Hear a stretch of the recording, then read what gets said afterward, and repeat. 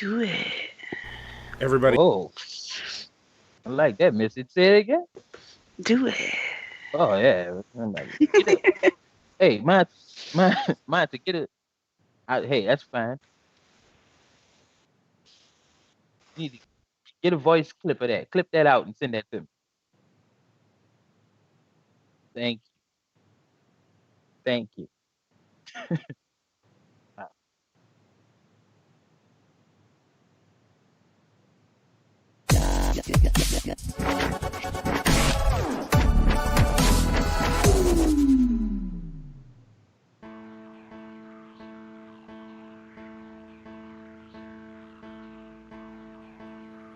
Well, hello, shitheads. I'm so glad you're here. And let me just say, Hannibal and Monty will be with you in just a bit. So it's really important that you like, share, and subscribe to this channel. Also, look out for plunger points. And if you really like them, cast a couple dollars their way, because this shit ain't cheap. I'm just saying. Enjoy, and thank you for being here.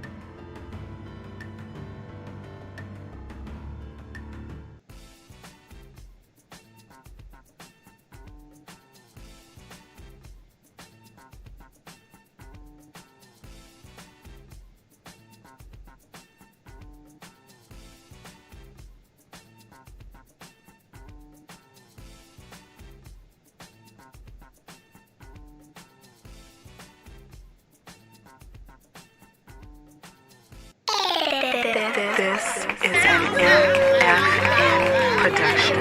Yeah, yes, sir.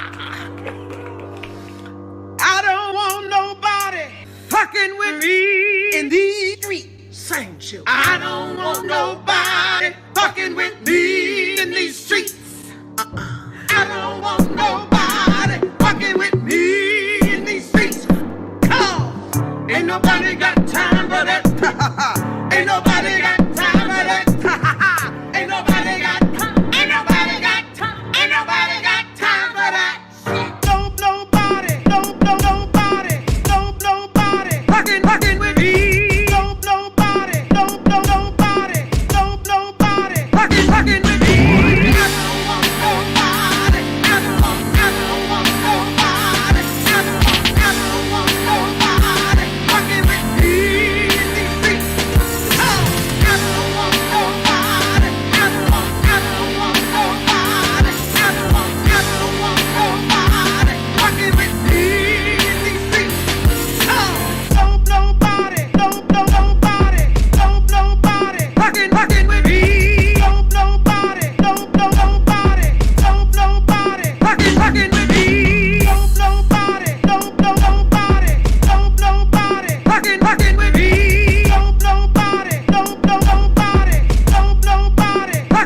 with me.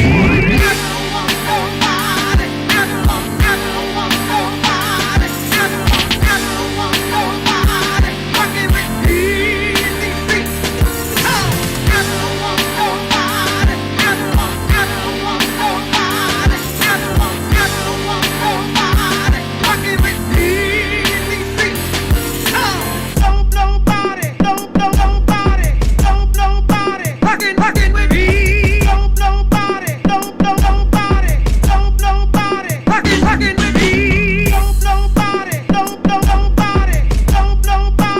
fucking with me. Nobody fucking with me. Fucking with me. I don't want nobody fucking with me in these streets. Same shit. I don't want nobody fucking with me in these streets. I don't want nobody fucking with me in these streets. Come, ain't nobody got time for that. Ain't nobody got time for that. Ain't nobody got time. Ain't nobody got time. Ain't nobody got time for that.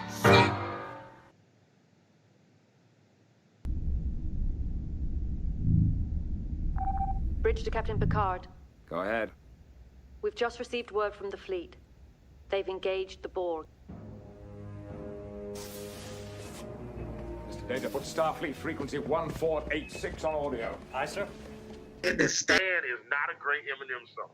No, I did not say Stan is not a great Eminem Okay, song. what did you say? What happens when a masked producer and a headphone-wearing comic book artist get together to talk music shit, comic book shit, and political shit on the internet?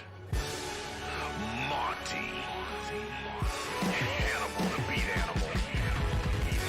Hannibal and Monty Shit Show! Holy shit! My name gets to be in the title this time. Hannibal and Monty Shit Show. Why is my name second? What kind of shit is this? Hannibal and Monty Shit Show. Let's talk some shit. Get your shit together. Get it all together and put it in a backpack. All your shit, so it's together. And if you gotta take it somewhere, you know? Take it to the shit store and sell it. Or put it in a shit museum. I don't care what you do. You just gotta get it together. Get your shit together. And we are live. Are we live, Monty? We are live as fuck. That's what I like to hear. Welcome to Hannibal and Monty Shit Show. I am Hannibal the Beat Animal. And I am Monty. And this is episode 86. Maybe an episode about... Special K. Or. Any good dancer has a street name. There you go. Y'all can both go ahead and unmute. No. We got yelled at. There we go. Yes. And as you guys can see, we have guests with us tonight. Underneath Monty, we have our former favorite flat earther and shit show guest of the year nominee E Geen is in the building. Welcome, E Geen. Oh, you still muted. See, it's E Geen this time that's muted. Who said that? Sorry about that. There you go. I'll do what I can, fellas. Hi, shitheads. There we go. Yes. And also, I said watching you all over DP today. Oh wow, look at that. All right. Lord Jamar. All right, that's what's up. Look, you guys should open up a tab on your browser that has DP on as well. Just, watch us live and then, go watch them in post. Yeah. Yeah. See, that's all you gotta do. It's easy. And underneath me, we have the newest co-host of the Morning Wood podcast. Ladies and gentlemen, give it up for the first time ever on Hannibal and Monty Shit Show. Give it up for MissyAnn. Hey guys. There we go. There you go. Welcome to Hannibal and Monty Shit Show. And also, right next to MissyAnn, we got the shitheads. Y'all are part of this show too. Thank y'all all for being here. Right here. Yes. Area. MissyAnn jumped out of the chat and into that box right there. Mm-hmm. So, look at that. I've jumped out of the chat and into the box before. Yeah, when I still had my day job, I told a girl I was going to jump in the box, and I had to go have a 3-hour conversation with human resources about that shit. Yeah, that shit's not comfortable. Not at all. Did not in the box now, and that's all that matters. Yep. Did not go over well at work. Yeah. Sometimes you got to watch your phrasing sometimes. But anyway, if you want to support this shit, and I didn't fix the shit like I said I would, because we had a spirited debate in the pre-show, which was fun. And also, speaking of pre-show, hold on. This is what happened in the pre-show. No, we're not getting into it. We're not gonna get into it. I just want to recap for everybody who missed the pre-show. Recapping is gonna get us back into it. No, it's not. We're not, because we're not gonna talk about it. No, Hannibal's gonna make his point and then move us the fuck on. So No, I'm not. I'm not gonna do that. Look, for $2 a month, you can become a patron. For $2 a month, you can join in on what just happened. So one of the things that we do, in addition to talking about the comic of the week, we also do this thing. We go through YouTube trending videos and we talk a lot of shit about them. Yeah. And the first video we watched, MissyAnn chose the gaming category, and E Geen picked the which video we watched.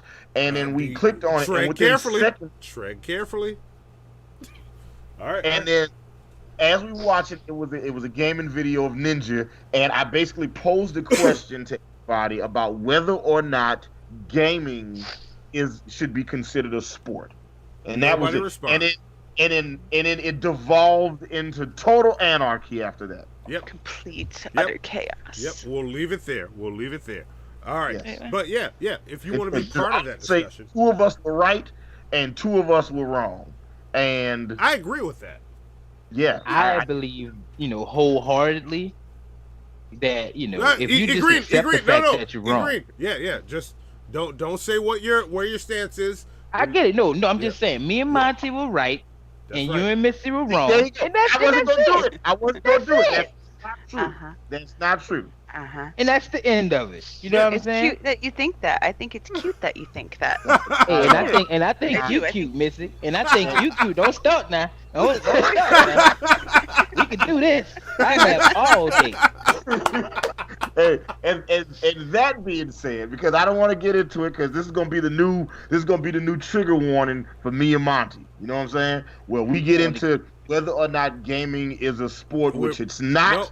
And we're not gonna do that. We're not gonna do that. We're not gonna have that conversation today. We're not. But we should potentially though make this a whole episode though. It's not we can. Hey, let me tell you something, Missy. You whisper that again. It's not a sport. Yeah. Look, I'm gonna call y'all back, yo. I got something to talk about. So, anyway. If you want to be part of shit like what happened in the pre-show, you can join us on patreon.com/5H1T for as little as $2 a month. You get pre-shows. And after the Golden Turds, there will be more patron-only content, including gaming. Me and Hannibal are going to play some games. So that's coming.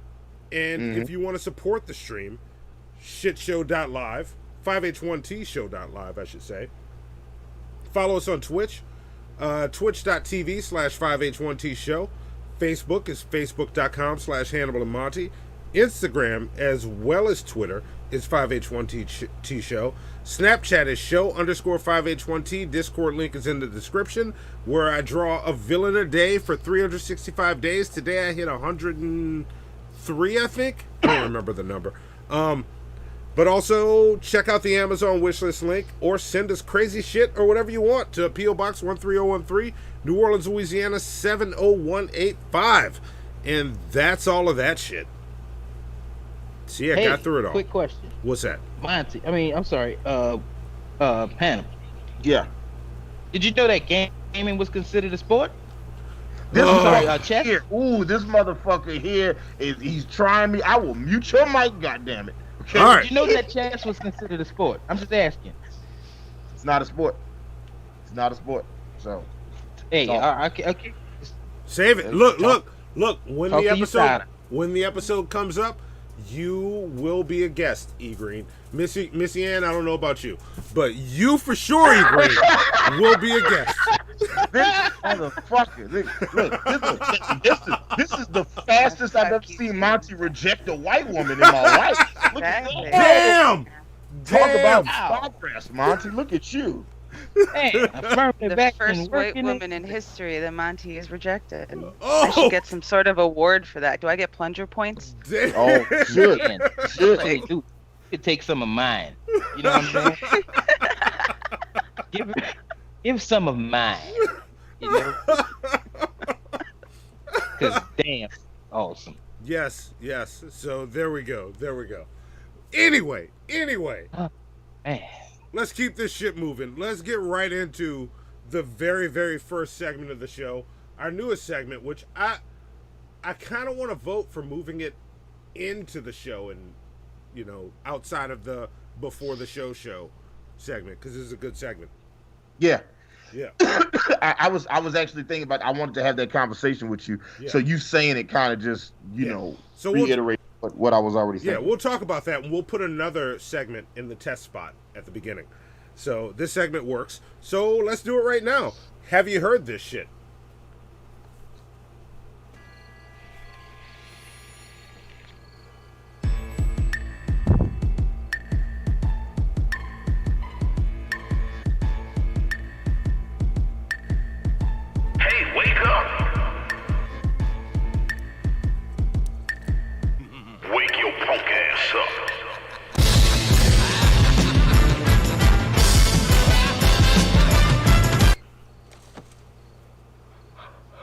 you. Have you heard this shit?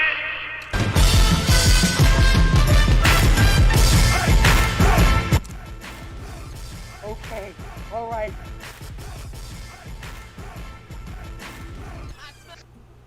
We don't know.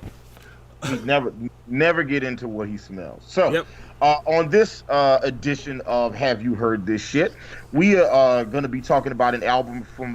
So normally, let me do this. Normally, Monty and I will, when we do Have You Heard This Shit, we will review the album that was either the number 1 album in the country or the number 200 album in the country, at the very top of the charts or the very bottom of the charts. But the other day, Monty and I were talking. I was out, doing my ride share shit, Uber, Lyft, etc.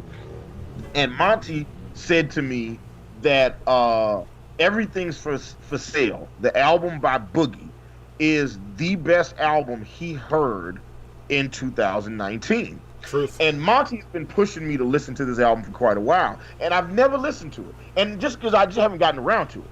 So I said, well, you know what we should do this week? This week, for Have You Heard This Shit, let's talk about Boogie's Everything for Sale album. Yep. So that's what we're talking about today. Boogie's Everything for Sale. Now, who is Boogie? You guys might be wondering.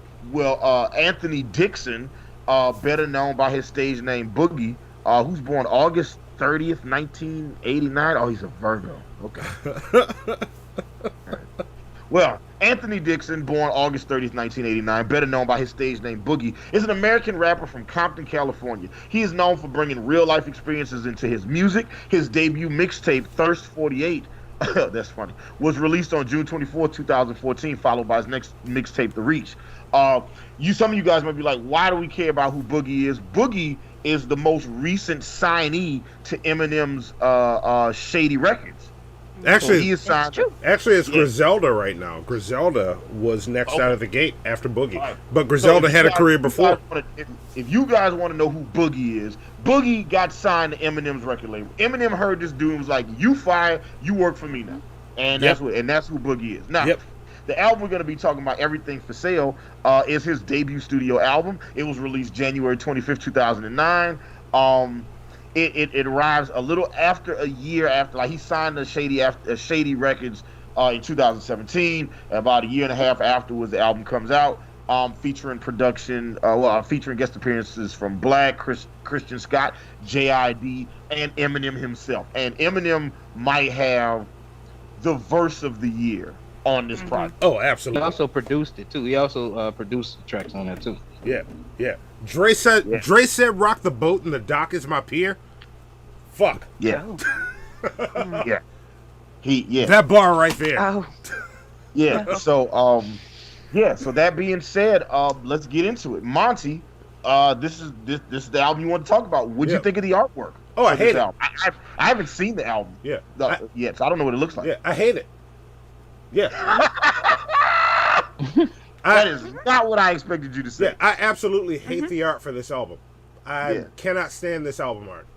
Like, the artwork looks like it looks like something from '97. Yeah, like I get it. I see what you're trying to do, but no. Like, give me some real album art. This is garbage. Like, flat out, it's a picture of a bunch of niggas in red, being pallbearers. I don't know what that has to do with this album. There might be some symbolism there. I have studied this, trying to find the art in it. I can't find it. I hate this album art. Is Boogie a blood? I don't know. Does he scream Maybe. pop group? I don't know. He may just be. Yeah, I don't know the blood. different. I don't know the different sets of bloods. What is it? 9 straight bloods? So he's not a blood. He's a Pyru. You know what I'm saying? But he definitely reps the red flag. Wait. So Bloods and Pyrus are different. Bloods and Pyrus are different. I didn't know that. Bloods and Pyrus are completely different. Pyrus are the original OG Bloods that started in the Blood set, spurred off from the Pyru set. Okay. I think. Maybe. Probably. That's what I've heard. It's a possibility. I've heard once. Yes. Someone told me. Yeah, somebody told me one day. Just so you know what I'm saying? Like, so the Pyrus is a different blood set, but he is definitely a bounty killer blood, and he is not a Paru, but they still rep the red. Okay. All right. So there you go. Yeah, I hate this album art. I said why. What'd you think of the production on it, Hannibal? The production on this album is incredible. It is. Yeah, it's dope. Like it's very eclectic. It's kind of like, it's not traditional rap music. Like it's just, it's not. It doesn't sound like what everything else sounds like right now. Like they take some very interesting sonic chances with this project, and I think it all comes together and pays off. Understand, guys. I'm like, when it comes to music production, I'm a fucking hater, okay? I don't like nothing. I don't like nobody's shit. Ask E Green. I just spend most of my day just hating on. I'll be listening to other people's beats. I'll be like, man, this shit trash. E be like, oh man, check this shit out. What you think about this shit dope? I'll be like, man, this shit trash. I don't like it. It's like he'll play the same thing. Like if he didn't make it, it's trash. You know I think there's beats from other people that are dope. Just not a lot of the ones you play for me. That makes sense. That makes sense. Yeah. That makes sense. But this, but so that being said, the production on this project is A1. Like they did their thing. Like there's something unique about what's going on in California right now. The California rap revival is, and I don't want to say it like it's just starting now, but what's going on right now in California in their hip hop scene. And I know California is a humongous state, you know, so Northern California, Southern California, Central California, they all have their own sound. The Bay has its own sound. But like what's going on out there right now, when you look at Kendrick Lamar and J-Rock and TDE and what's going on over there, when you look at what G-Eazy is doing and some of the other rappers from the Bay, you know, when you look at Boogie, who's from Compton, you know, and when I think about some of the battle rappers who I'm a huge fan of, Geechee Gotti, Daylight, Danny Myers, Disaster, they're all from the West Coast. Like they're all stoned out of their minds. They're in a different mindset than everybody else. And even right now, the most popular rapper, the hottest new rapper out right now is Roddy Ricch. Who is from California and born on my fucking birthday. Oh. So I got Roddy Ricch. So now my birthday is me, 21 Savage, Roddy Ricch, fucking Curly from the Three Stooges, and Doc Brown from Back to the Future. Let's all remember what he said. It's his birthday. And other people's birthday as well. And Jeff Goldblum. Oh. Okay. All right. Yeah. Also, I might have a Kardashian. I might have a Kardashian on my birthday too. I'm not entirely sure. Yeah, we don't talk about that. That's my birthday. Like you're the only person born that day ever. Yeah. You know. Yeah. Look. And you know what? And someone is also on my birthday as well. Yeah. I wanna let y'all in on something because I hear E giving Hannibal a hard time over this. There was a point in time where 2 months in a row, significant events happened directly a month apart that were meant to change the world as we know it. That was October 27th, and then exactly a month later on November 27th, two creatures were brought into this world in order to change it. Like one day Black Rufus is going to come and visit me and Hannibal and redirect us on the path to greatness. That's I get it. Saying. I think. That's all I'm saying. No, we're on the path. We're on the path. Well, I'm 10-17, so like 10 days before that, you don't think he was kind of like prepping shit? Yeah. You here's a practice run. Yeah, E Green, you're the harbinger. You're our herald. You're our herald. Thank you. Hypothesis' birthday is September 11th. You know who else was born on September 11th? Ludacris was born on September 11th. And also the terrorist attack on America. Terrorist. The only terror we've had. See? Was that day. See? Yeah. So there you go. There you go. But anyway, what's up, man? Let's talk about this album. Like standout tracks. Standout tracks. You want me to go first?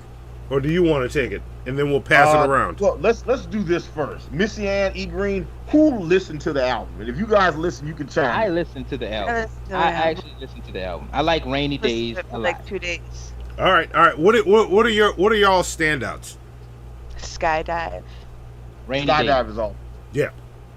That's. Skydive sticks to me. Rainy Days sticks to me. There was another one. What was it? Actually have it sitting right in front of me. No Warning was pretty good. No, it was. I'll say that. I liked Silent Ride. Yeah. Oh, Silent Ride. Yeah. I fucking love Silent Ride. Yeah. See, I y'all. To that shit, and I was like, yeah. Like, if you've never argued with somebody about the aux cord while you was in the car, you need to listen to that fucking song. All right. See, but he's got.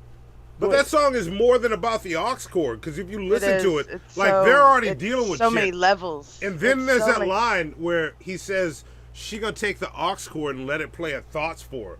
Nothing but slow jams. I can't remember the rest of the bar, but like he just rolled into it, like how I just need to change a mood. I think it was like nothing but slow jams and 90s R&B something. And like because she's just playing songs to fuck with him. Because she's like, because the little interlude before starts with niggas ain't shit. It's like, is that about me? Like, no, that's my song. It's about him. Yeah, shit, like he even said, like she's like jamming out to it, and he's sitting there like, what the fuck? Like, you gotta listen. He's telling you a story. You just gotta listen to it. Yeah, it's like different level storytelling that he's doing with this whole album. Yeah, no, I think that song is fantastic. I think it's a great song, and I wish that more rappers made songs like that. Matter of fact, we need songs like that to be on the radio, so more people can be inspired to make those type of songs. Yep. And also, like MissyAnn mentioned it, this was my absolute standout on this is Skydive. I think Skydive is the best song on this album. I've listened to that I've probably since like you sent the out like for me to listen to this, I've listened to that specific song probably 35 times. Yeah, that song is and I think fucking like amazing. the first 5 times I listened to it, I picked up something different each time. Like, oh shit, I didn't hear that the first time. Yeah. And like, oh shit, I didn't even hear that the second time. Like think I stumbled there's just so on many levels to it. Yeah, like think I stumbled on a foreign land. I guess this means war. Live. What the fuck? Like process that. Right. Yeah. Look, I'm trying to look. If y'all like, if you guys in the chat, if you guys are fans of Eminem, you should check out Boogie. Not because Boogie sounds like Eminem, but because nothing like Eminem thought he was good enough to sign. Yeah. And this isn't Eminem signing like D12 and fucking Bobby Creekwater and fucking. This is that like. This is that rainy day burn ride. You got a lot of shit on your mind. You got to go drive in the car by yourself with a couple blunts and just think on some shit.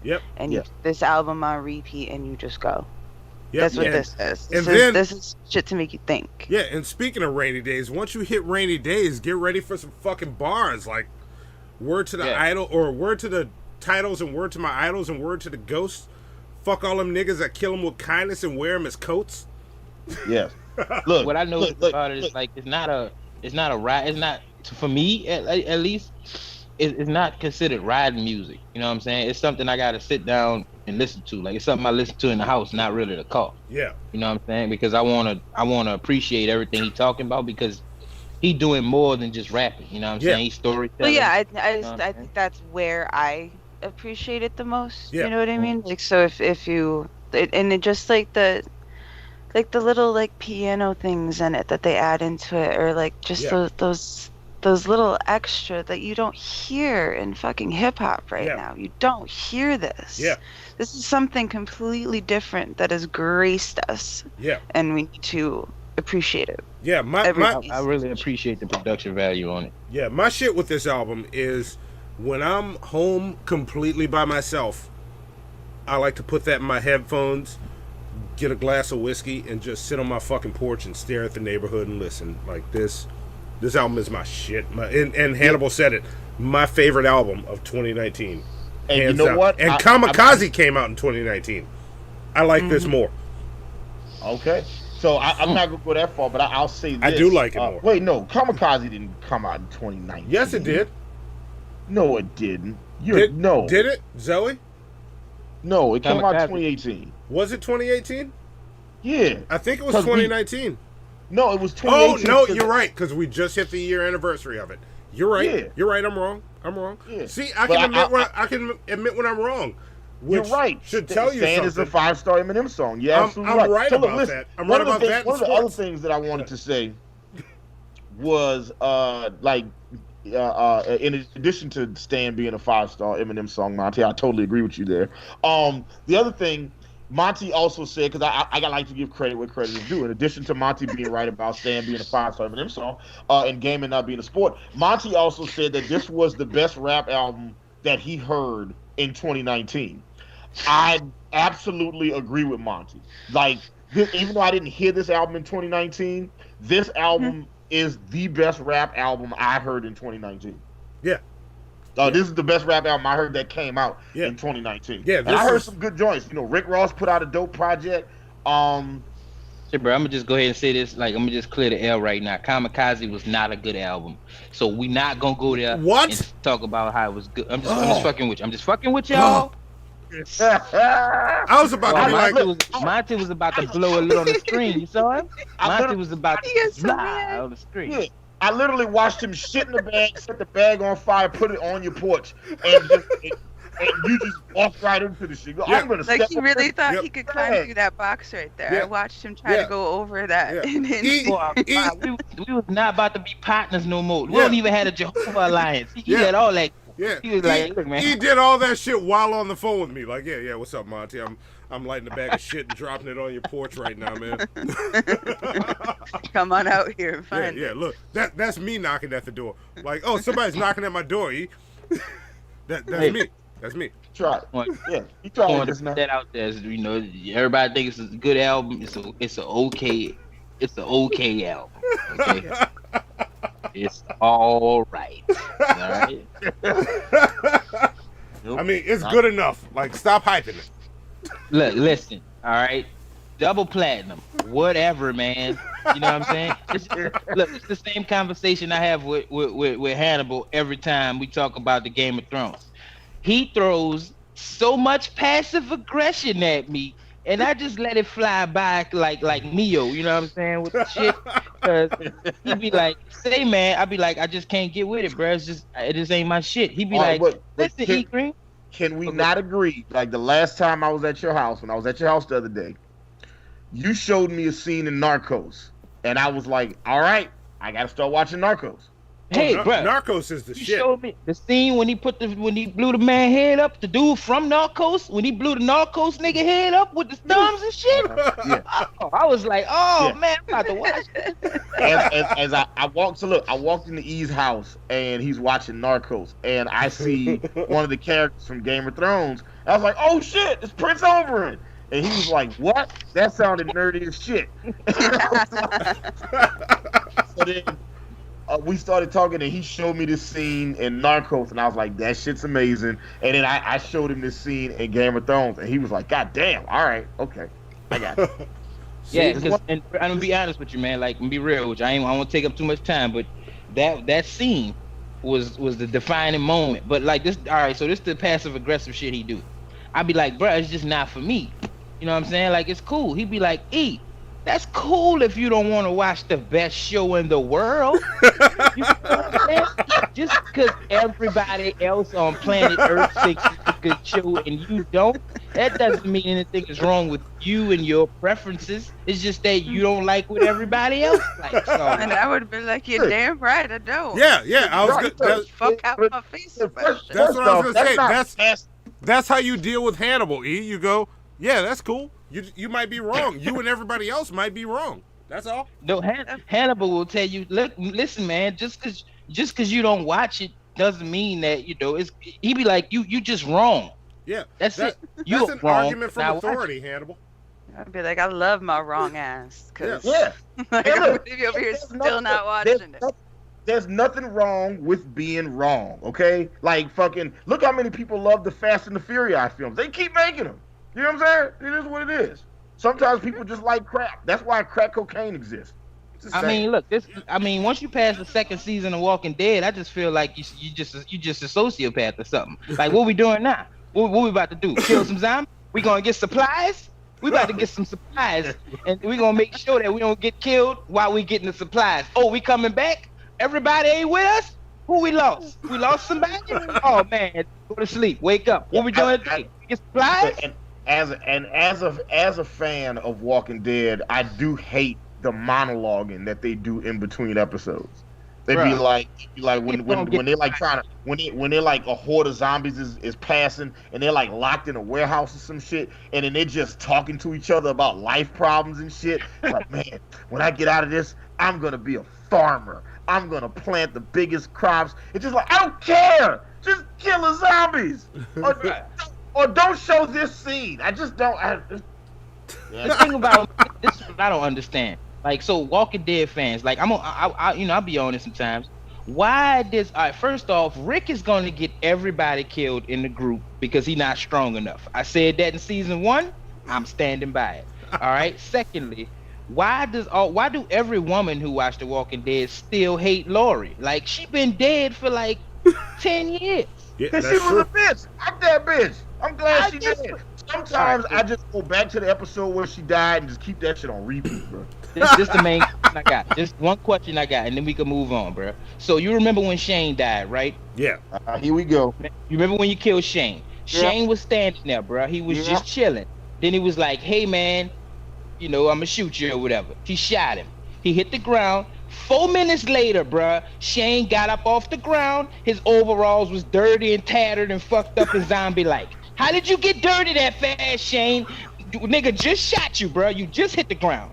Like, why do zombies get dirty as soon as they change? You know what I'm saying? Like, you ain't even have time to get dirty. I can't. It's like when Hannibal and I got into it over Avengers Endgame after he first saw it.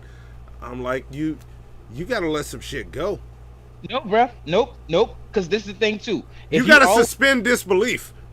Bruh, I'm this so ain't tired real. Of fireman zombies, policeman zombies. Like, nobody You're had right. time. It's not real. Because the show doesn't match the goddamn comic book whatsoever. Yeah, but they've done some shit that is arguably better than the comic. And the comic has done some shit better than the show. From the comic. So like, I walked into this expecting the show to be like what the story I knew was. And when it wasn't, I said, y'all are bullshit. I don't want to watch y'all anymore. But wait, I want to throw this at you, MissyAnn. What if the guy that created the comic also has a hand in the show and gets to do what he wanted to do while writing the comic, to see what types of different paths he can go down with those same characters? Wow, what if he can work through both ideas at the same time? I guess so. What if the writer gets to take two different ideas? Expanding on the same realm. Yeah, but what if he gets to take two different paths at the same time? Wouldn't that be awesome to see? Because it's the same writer on the comic and the show right now. What if this guy gets to take two different paths? Shows.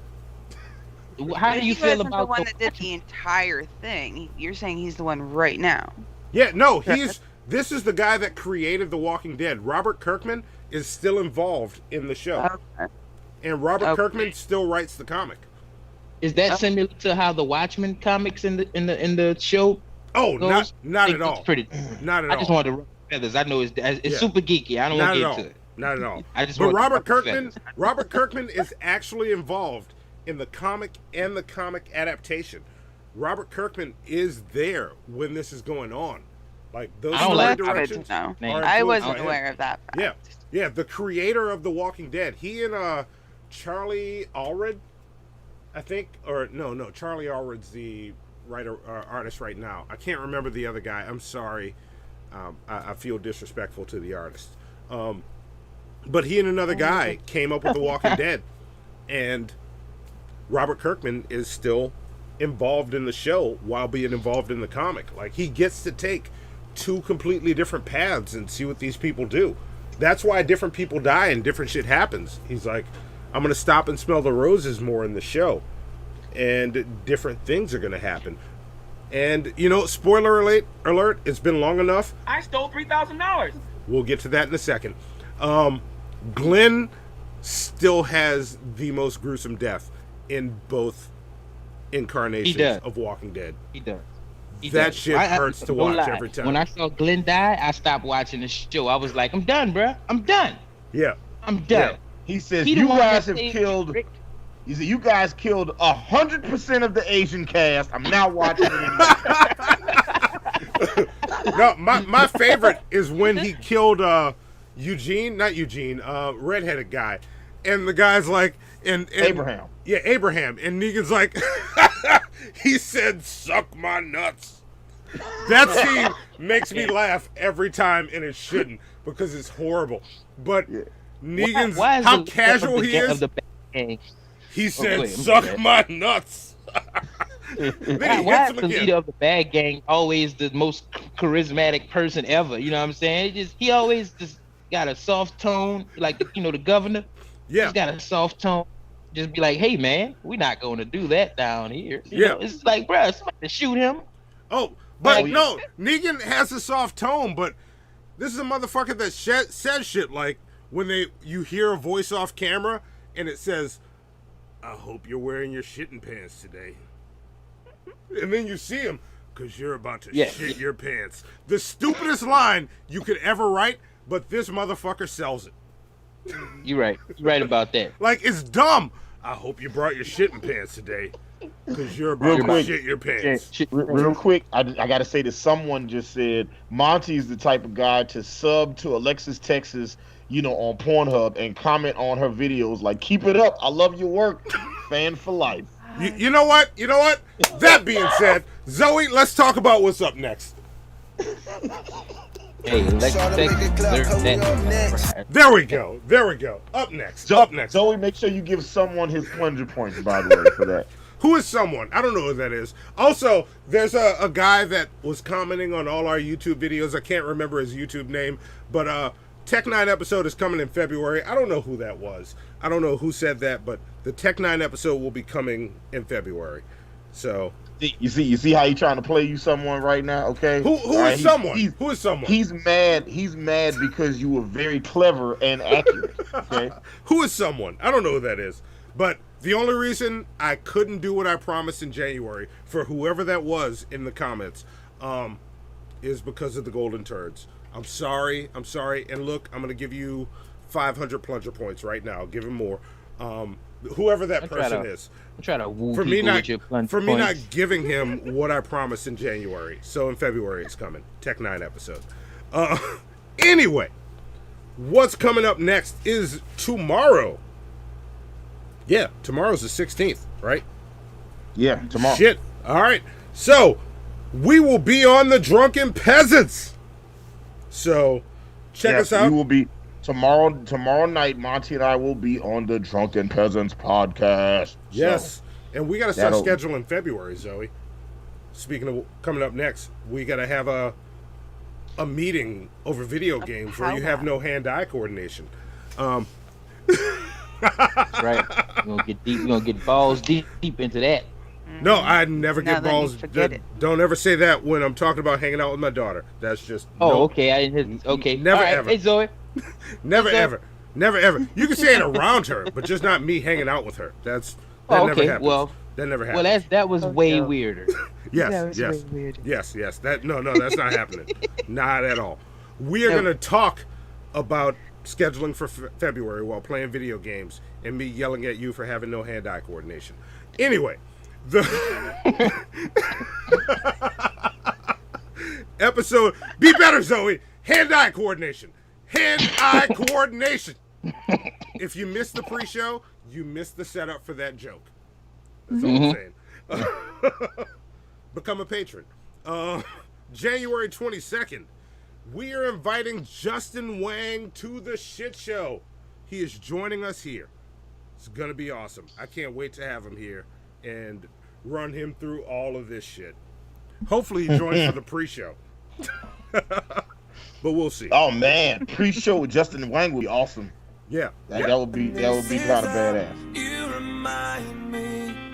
That was sorry, Wilson. We have two that we have to read, so we'll get. I got you. I'm on the motherfuckers. All right, pull them up as soon as you finish this. Yeah, and the show that January is all about. Coming on January 24th, the Golden Turd Awards. I cannot wait until this show gets here. You know what? I want to do something real fast, Monty. I don't know if you and Zoe can do this real quick, but like you made a trailer for the Golden Turds that played before the show. Yeah. Can you play that trailer again right now? Yeah. There's a couple people that just joined us, and I want them to see it. Go full screen with it, Zoe. Here it comes. Go full screen. Full screen. Full screen it.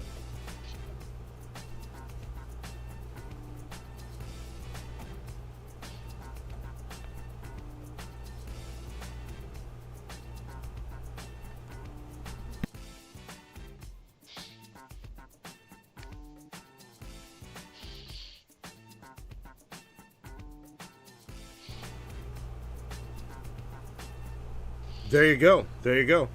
The turds, baby. It's bigger, it's goldener, it's shittier. Yes. Find out who floats and who sinks. Yeah. And look, real quick, guys, and I'm gonna say it throughout the episode, right? I'm not sure how many plunger points we're giving away, but if you guys send us a video of you chewing something that looks gross, right?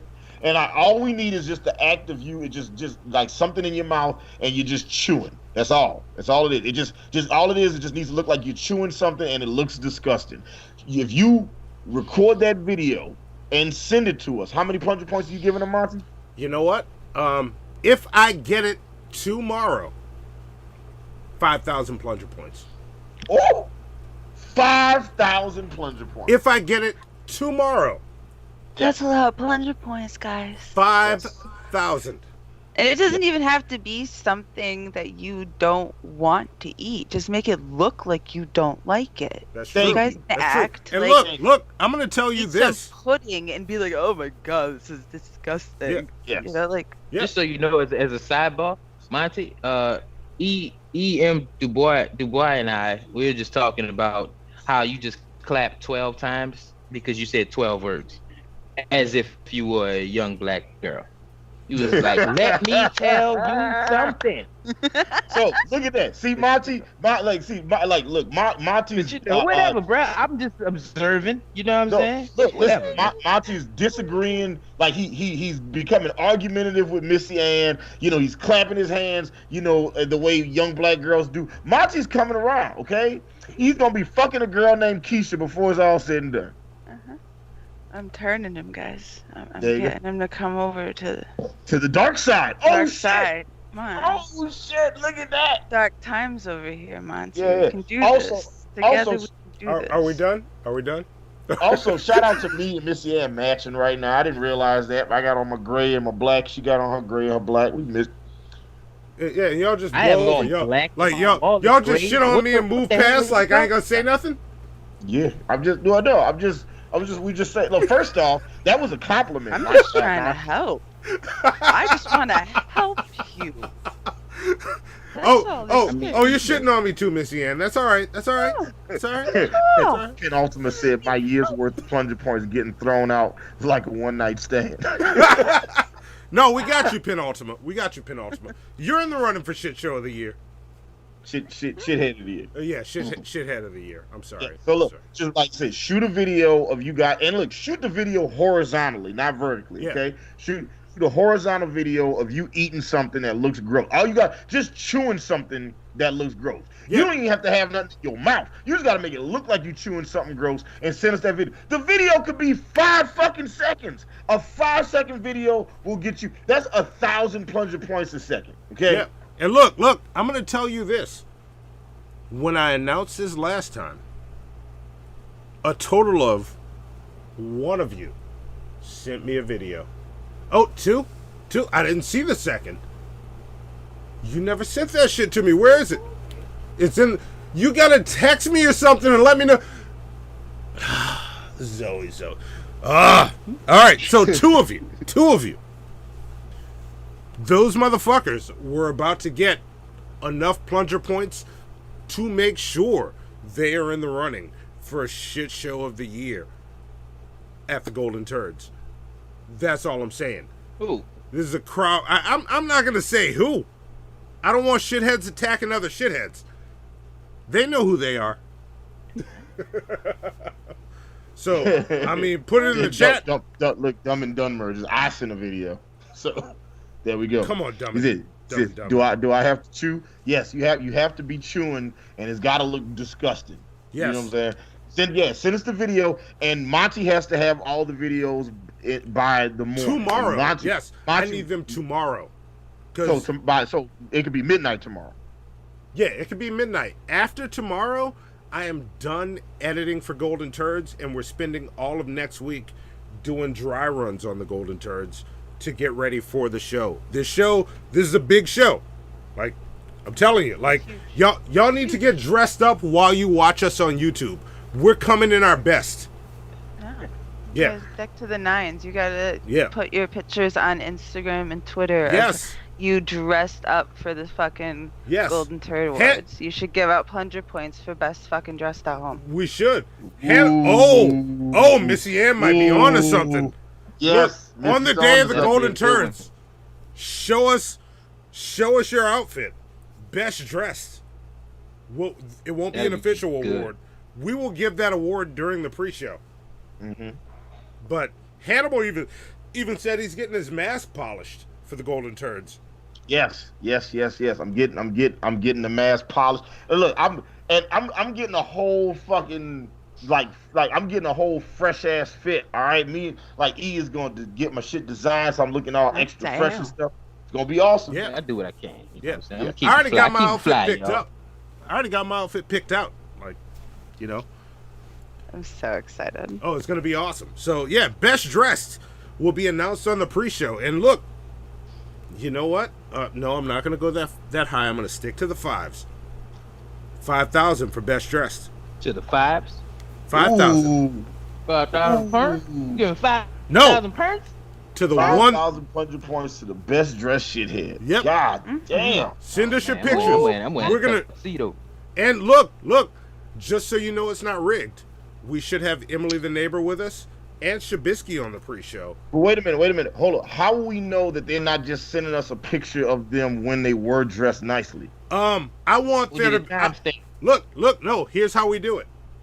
In the picture of you wearing your shit show Golden Turds outfit, I want to see a pumpkin in that motherfucker. Put a pumpkin in it. Yep. That's the only way we can know it's for real. That's how we know. What she said. See? Okay. See? Put a pumpkin in it. That's what she said. Make sure there's a pumpkin in the picture. I'll post a picture of me with a pumpkin. Oh damn! When I show how I'm dressed. So I thought we were just gonna be over the pumpkins, and it's just now we're not. No, 2020, the pumpkin lives on. Yeah, but Rainy Days was my favorite song. So you still talking about that? Yeah. What? I ain't really trying to hang today. So that being said, Monty, you got some questions for us? I do have questions. I got 2 questions. Here's the first question. What's up, nigga? You want to talk some shit? Well, Hannibal, yes. MissyAnn, E Geen. Bruh, so picture this. Picture this. Uh-oh. Oh, you just. I have a serious dilemma. Like serious. I was just looking for the answer, but what's your dilemma? Oh, okay. Well, bruh, it's like so. It was like 2 weeks. No, 2 days ago. You know what I'm saying? They had a tractor trailer pulled over on 285. It was 3 of them. Yeah. You know what I'm saying? So apparently they caught a load. It was from a cartel. You know what I'm saying? It was like 413 pounds. 413 pounds of coke and like 212 pounds of heroin, right? Oh, so, bruh, like, so this basically means that I'm about to be on because they caught them niggas and I got it. You know what I'm saying? Bruh, you know how much I'm about to come up because I'm the only one with it at this point? Like, bruh, you don't even, like, it's such a good point in life right now. Like, I just want to thank, like, my mama, and like my dad's making it. You know what I'm saying? All right. We're about to come up. Well, Just want to thank whoever snitched. Yeah. Thank you. Right. You know Fair enough. Let's Fair thank enough. the state troopers for being on their job for catching those criminals, bringing those drugs to the U.S. We have our own domestic drugs Finally over earning here. your paychecks. Finally doing something. So we have domestic drugs already. With that being said, what's your answer to the question? You want to talk some shitty?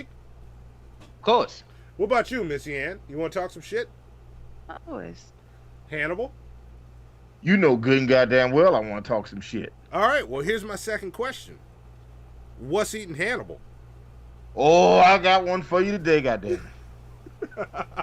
I'm ready. All right, here we go. You know. Hit it. Often imitated but never duplicated. Yeah, that's it. OG, original gangster, original gangster, original gangster.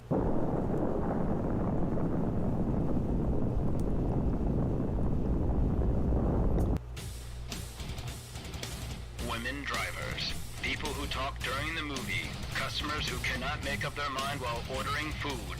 They shit on LA, they shit on Chicago, they shit on Miami, they shit on New Jersey. New Yorkers, Atlanta Falcon fans, possibly people from Alaska. They hate Canadians, they hate the South, they hate the rain, they hate the snow, they hate murder, they hate crime, they hate fucking everything. They hate the Knicks when they're winning, they hate the Knicks when they're losing. Indecisive morons, blithering idiots, humans. These people have formed a burning question. What is grinding Hannibal's gears?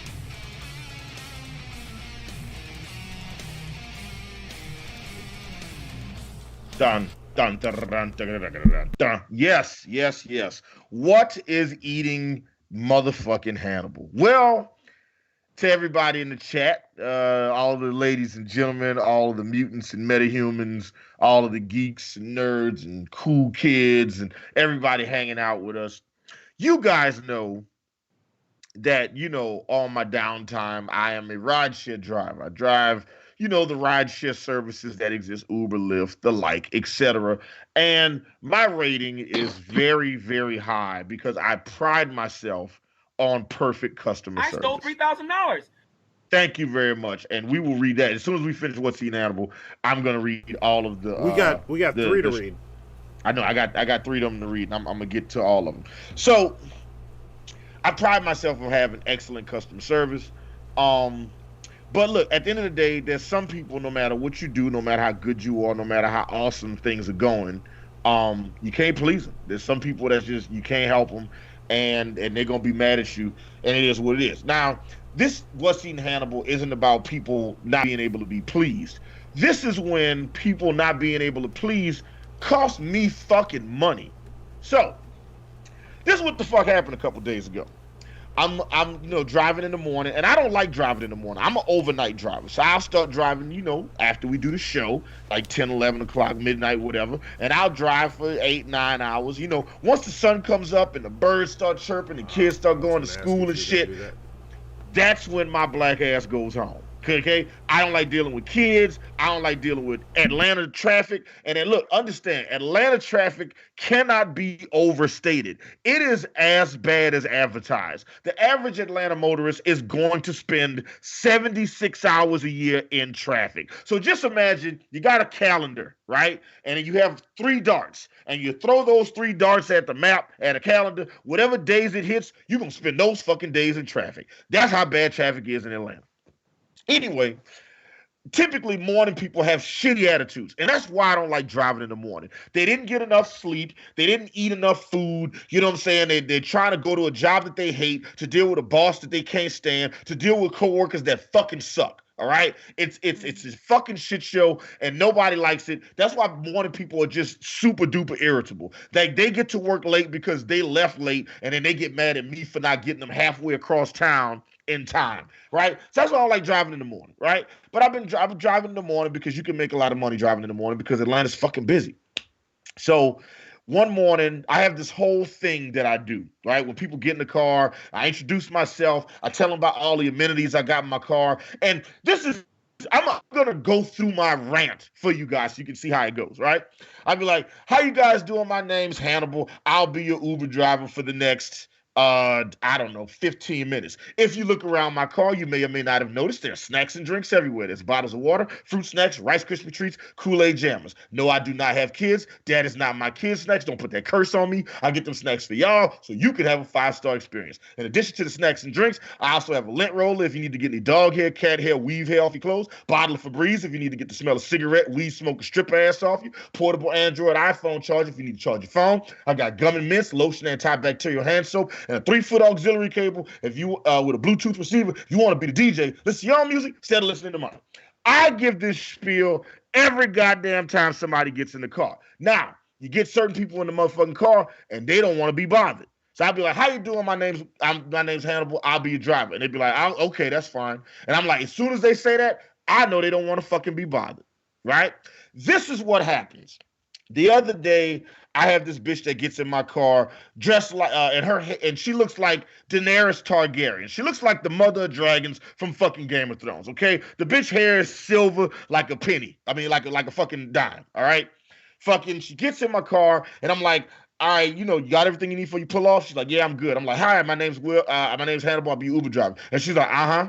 I'm like, cool. She don't want to be bothered. So I literally say to her, hey, there are snacks and drinks all over my car. There's all kinds of amenities. Help yourself if you like. Let me know what I can do to give you a 5-star experience. And I don't say anything to this bitch for the rest of the ride. I don't say anything to her, okay? So this is what happens. This is what happens when Daenerys Targaryen gets in my fucking car. Uber had a bonus that they were giving out that particular week, where if you did like a certain amount of rides, like if you have a high rating like I have, like as long as you have a rating over a certain amount, if you do a certain amount of rides, Uber was going to give me $200 just for picking people up. So I picked up all the people I needed, right? Everything is good. This is that. And I did the last ride, and I looked up, and I didn't get my $200. So I called Uber, and I'm like, hey, Uber, I did the fucking rides. Where's my money? You didn't give me my $200. And Uber was like, oh, in order to get that money, you have to have a rating of 4.95. Your rating is a 4.94. I was like, no, the fuck it's not. My rating is 4.98. The mother of motherfucking dragons, Daenerys Targaryen, this bitch gave me 1 star. And it dropped my rating down so low that I wasn't eligible for that $200 bonus.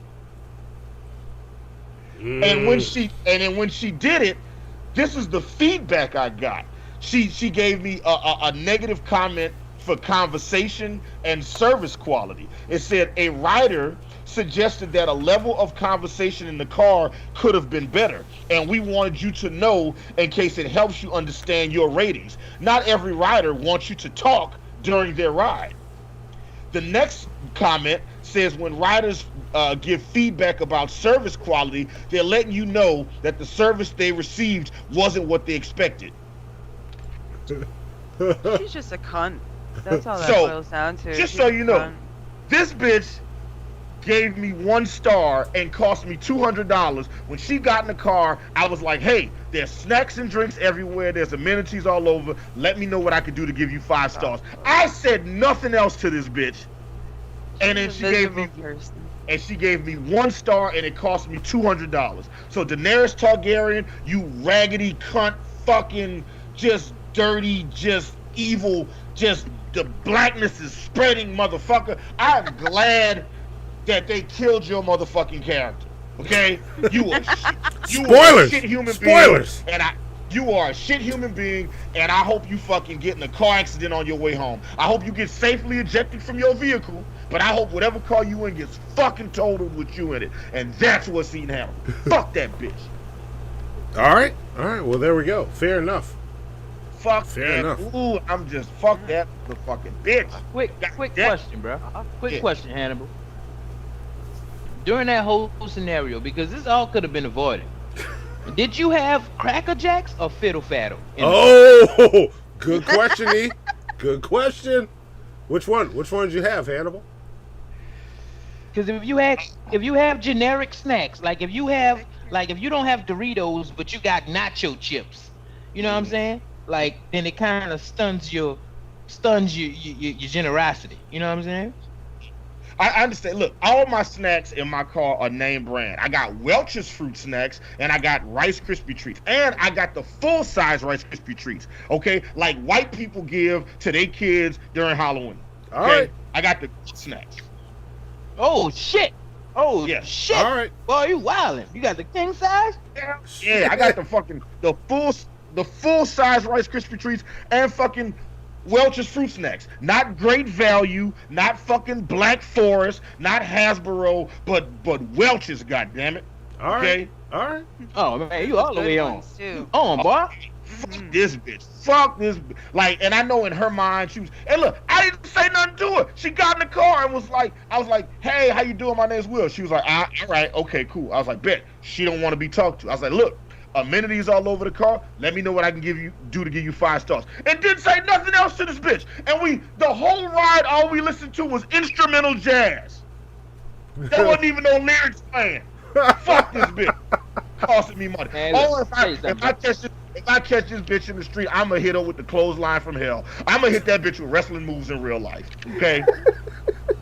Hulk Hogan leg drop, RKO on the fucking pavement. Okay? Curb stomp this bitch. All right. Shit. Okay. I see where you're coming from. The only thing people ever tell me when they pick me up in Uber is, "Yeah, that's me." Other than that, you don't say shit. Yeah. You know what I'm saying? Hypothesis wants to know how many seconds does the chewing video gotta be? At least 5. Give me at least 5 seconds of chewing. That's all I need. Yeah. That's it. At least 5. At least 5 Yeah, seconds. that gives me room to cut around. Like, I got something planned. And there's plunger points. You're gonna need those plunger points for the golden turds, because those motherfuckers get reset once that episode ends. Batman said no gushers, -5 stars. God damn the Batman. Shit.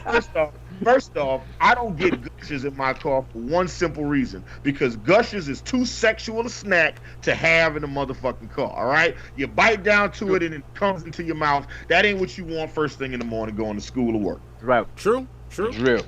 You know what I'm saying? Like, you ever made the mistake of thinking that you had a pack of gummies and then you just eat the whole pack and it ends up being a pack of gushers, so they all come in your mouth at the same? It's gross. Fucking, that's not what I signed up for. I disagree. You didn't sign up for candy to come in your mouth. Yeah. That's what she said. See? Nobody signs up for candy to come in their mouth. Exactly. Nobody. Exactly. Unless you sign up for candy to come in your mouth. But, yeah. You know. Right, real quick, let's go ahead and do this. Kilo sent us some money. He says, today in 1412, the Medici family is appointed official banker of the papacy. Is that how you say it? Papacy? I'm going to say papacy. The Medici family were well-known patrons of art and science, becoming a Patreon for Hannibal and Monty, and be there. I'm sorry. He says, become a patron for Hannibal and Monty and be their Medici's. Link in the description below. Thank you, Kilo. Give Kilo extra plunger points for doing a promo for the show while we're doing the show. Yeah. Yes. Yeah. Sweet of Hit you. him up with it. And also, keep in mind, the plunger points you're seeing in Streambot may not reflect the plunger points you actually have. Zoe is feverishly working to calculate them all. And I want to say this right now, and I want to keep saying this, and I need you to remember this, Hannibal. During the Golden Turds, fuck Streambot. We are going to keep going back to the board of plunger points, which will always show the top 5. Okay. In real time, we are going to start physically calculating them using the Streambot numbers. So fuck the Streambot numbers right now. We're calculating it all because there are a few things hanging that we're still doing the numbers on, like the points for finding the dead Texas trailer. We haven't figured out actually who gets that 10,000. There's 10,000 floating around. I might just give it to both of you. Or let them split it. Yeah. At the very least. Yeah. So we don't know yet. Yeah. So still up in the air. Super random. My eyelashes are like kind of long for heterosexual male, so my eyelashes is kind of coming out the mask. So every time I blink, I can feel my eyelashes rubbing up against the edge of the mask. Well, Like, I got a solution for You're that. a lady, bro. Yeah, I got a solution for that. Let's talk about what's fair or foul. Oh wait, I got two more. What you call to read? Right. I'm sorry, Wilson, who has the greatest avatar. Okay, just scroll up and look at. I'm sorry, Wilson. That shit is hilarious. Matter of fact, I'm sorry, Wilson. Post something in the chat just so everybody can see your fucking avatar. 'Cause I think that shit's amazing. He said, "Don't strain your." He or she said, I'm thinking it's a guy. Says, "Don't strain y'all's backs carrying all the funny." Yes, and I'm not. And Hypothesis said, "By the way, Hannibal, you watch Lucha Underground yet? It's cool if you haven't. You're totally not missing out on the greatest wrestling show ever made."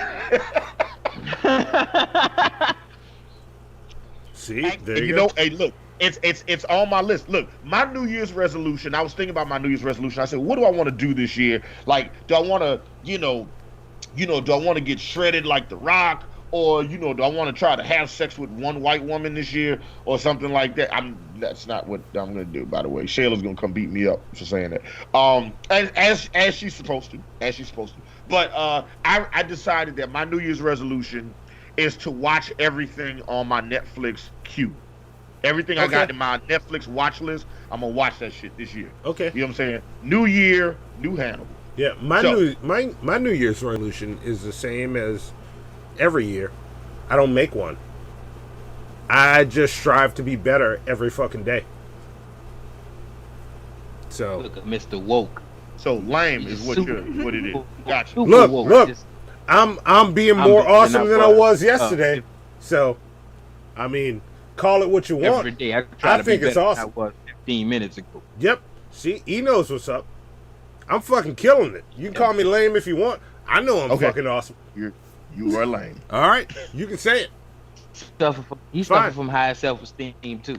Yeah.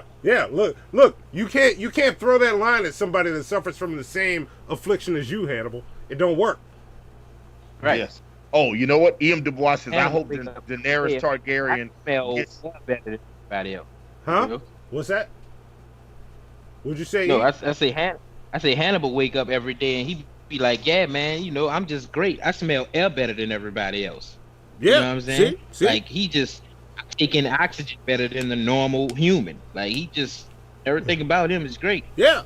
It's the condition. Like you gotta you need new lines for people that got the same condition. Like you can't just call me lame and have me go, "Oh, you got me." No, that don't work. I'm still awesome.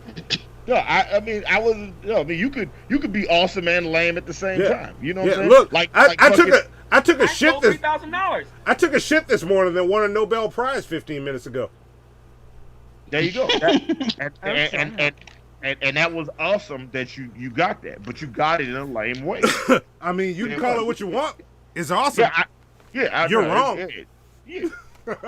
I mean, you can be wrong.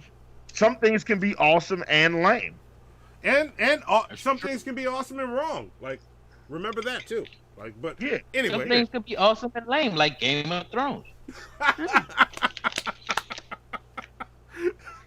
All right, I know what my next What's Eating Hannibal's gonna be about.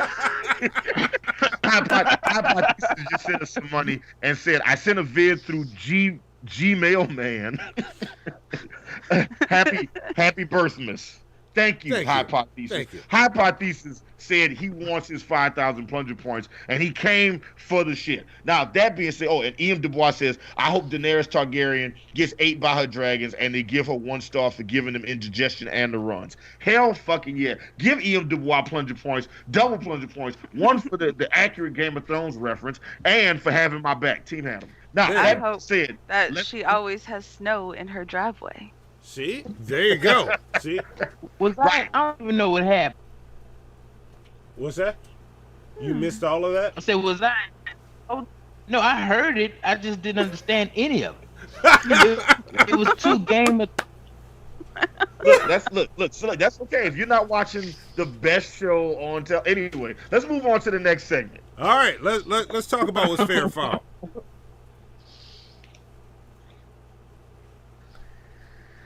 Uh-oh. Are they ready for the truth? There we go. Yes, they're ready for it. Just love it.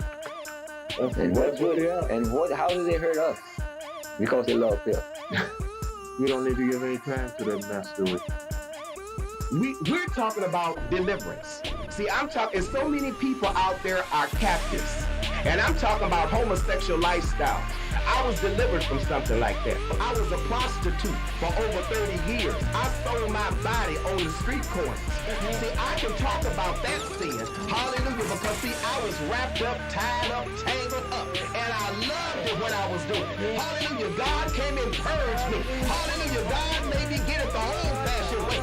You just turn your soul unto me and I'll use you. But now I can shake for Jesus. Up under the anointing of the Holy Ghost. Bless you. Suck my cock, bitches. God bless you. Has the Imperial Magistrate reached a verdict? I have. Guilty or innocent. Innocent. Feed him to the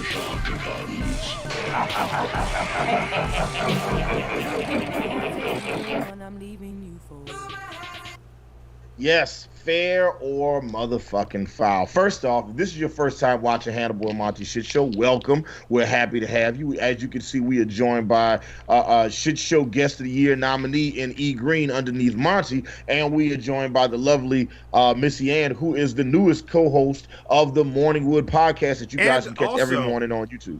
She's also a nominee for 2020's Shit Show Guest of the Year. That's right. Start campaigning now, MissyAnn. You know you guys want me. See? That's there you go. There you go. Lord Jamarcus just says, where are we sending videos to? Also, is there a link for Subscribe Star? Oh, Lord Jamarcus, I will I'll actually post it in the Discord. I think I'm approved on Subscribe Star. I haven't set up tiers yet. They'll be the same as the Patreon tiers. And I'll tell Zoe to make the rounds with them. If you want to use Subscribe Star, I'll start including it next week. But I'll post it tomorrow. Somebody remind me in the morning after I draw my villain card, because I will forget this. So you'll forget to draw your villain card again? No, I have never forgotten to draw the villain card. You just forgot your watch one time. I just did it late. Whose side are you fucking on, Hannibal? Look, so American Nightmare is the closest I've ever come to being friends with a cop. So look, listen, I side with him. See, even MissyAnn, MissyAnn takes my side in Discord when they clown on me for the time. American Nightmare is a cop, but you, so first off, he is an officer of the law. Yeah. Okay. He is a respected member of whatever community he is a part of. But look. I've got two uncles that are officers of the law too, and I'm not going to tell you the things I've seen them do. Yeah, and look. I'm going to say this: you, Hannibal the Beat Animal, a man I consider my brother. Yes. You gonna side with the cop over me? Oh no! Damn, Monty. Damn, you did that shit. See, now you're gonna have me fucked up at the next. You're gonna have me fucked up at the next black people meeting. Shit. I know. Like, see, he's slick. So the way fair foul notice he didn't answer. The way fair foul works. I'm not stupid. The way fair foul works, every day I, Hannibal the Beat Animal, do a deep dive on the news. I have a news aggregator site I go to. Then I'll go to like Associated Press, CNN, Fox News, Reuters, InfoWars, Breitbart, Politico, The Hill, The Blaze, MSNBC, Newsmax. I go to like a couple dozen news sites, and I read these stories. And sometimes when I get to the end of the story and I look at it, I'll be like, did they get this? Was the end result right or wrong? Was it accurate or inaccurate? You know, did they make the correct decision, incorrect decision? Was it fair or was it foul? So what I'm going to do, guys and gals, I'm going to read you guys a story. Also, nobody says gals anymore. Like, hey, man, where's all the gals at here? You know, nobody ever walked into a club and was like, man, ain't no gals in this bitch. Where are the dames at? Yeah, nobody says that shit. MissyAnn's a great dame. Thanks for being on the show, MissyAnn. She's great. You know something else? Another compliment they used to give like in the 30s that was weird as hell. They'd be like, "Oh man, her legs are here." Like Like they just like bitches to be all legs. Just that was a weird thing. You know what I'm saying? They like you them got like titties and 12-year-old ass. boy bodies. Yeah, it was just like, oh man, look at all those legs she got. You just All right. it's like a progression. You can see it go through. Yeah. Each decade was different. The 90s wanted that like heroin chic, anorexic stuff. You know, the 80s was all just hair. Yeah. What year did they have the broads? What year was the broads pop? Broads. Like I forgot about broads. Broads was like the skirts? 50s or the skirts was 50s. I think, or Where guys 40, walked like, up to women and said, "Hey, you're a great broad," and it came off as a compliment and not like the fuck or is like, wrong with hey, you? look at like there's a bunch of skirts over there. Yeah. Like it's a bunch Yeah. of girls. When was the- I think that's the When was the when- floozies? that was the When 20s, the I floozies think. started popping? I think that's Floozies? the 20s, yeah. Floozies and flappers, right? Yes. Yeah, I think that's probably around that time. Because That's they had cool. the You speakeasies know what I'm saying? and the stuff like. I think that's what that is, yeah. Yeah, I might do that. See, the next around my time I younger go times, when I was in my teens, it was chicken heads. You know what I'm saying? That's what we used to call it. You know. And now in this day and age, they call it le biz. You like, what's that le biz? It's like BIH. You biz? You le biz? Well, yeah. Well, not in thoughts is what it is. Yeah. I remember that calling was- that was chicken head. 2017. Chicken head was my favorite insult. Chicken head and bucket head. A bucket headed bitch. Oh, Oh. yeah. I love calling bitches bucket heads. We had a rapper named Juba. That was real gangster. Wait, That hang on. I'm looking at the chat. LA Anime says, I haven't been on the show in a while too. Seems fishy to me. And then someone replied, it's okay, LA. Monty just doesn't seem to realize what an oppressor he is. Why? It's not only me that schedules guests. Yeah. But it's you and your daughter who you said is Team Hannibal Team Monty no matter what. So, just saying. We actually live action animation earlier today, Monty and I were having a conversation about your breasts. Right? And the way that conversation went. Wait, what? Wait, what? Wait. And what Monty said was he has no desire to see your breasts. And I was like, so because she's black, you don't want to see her breasts? And he was like, what did you say, Monty? What was your defense for that? What's your first fair foul, Hannibal? So the first fair foul comes from the Daily Beast. All right, here we go. A Florida couple who fed their children only raw fruits and vegetables was charged Wednesday with murder for the death of their 18-month-old son, authorities said. Ryan Patrick O'Leary and Sheila O'Leary were indicted by a Lee County grand jury on charges of first-degree murder, aggravated child abuse, aggravated manslaughter, child abuse, and 2 counts of child neglect. Authorities said the toddler weighed only 17 pounds, the average weight for a 7-month-old when he died in September. Oh my god. And it says the evidence in the case is horrendous. I'm sorry.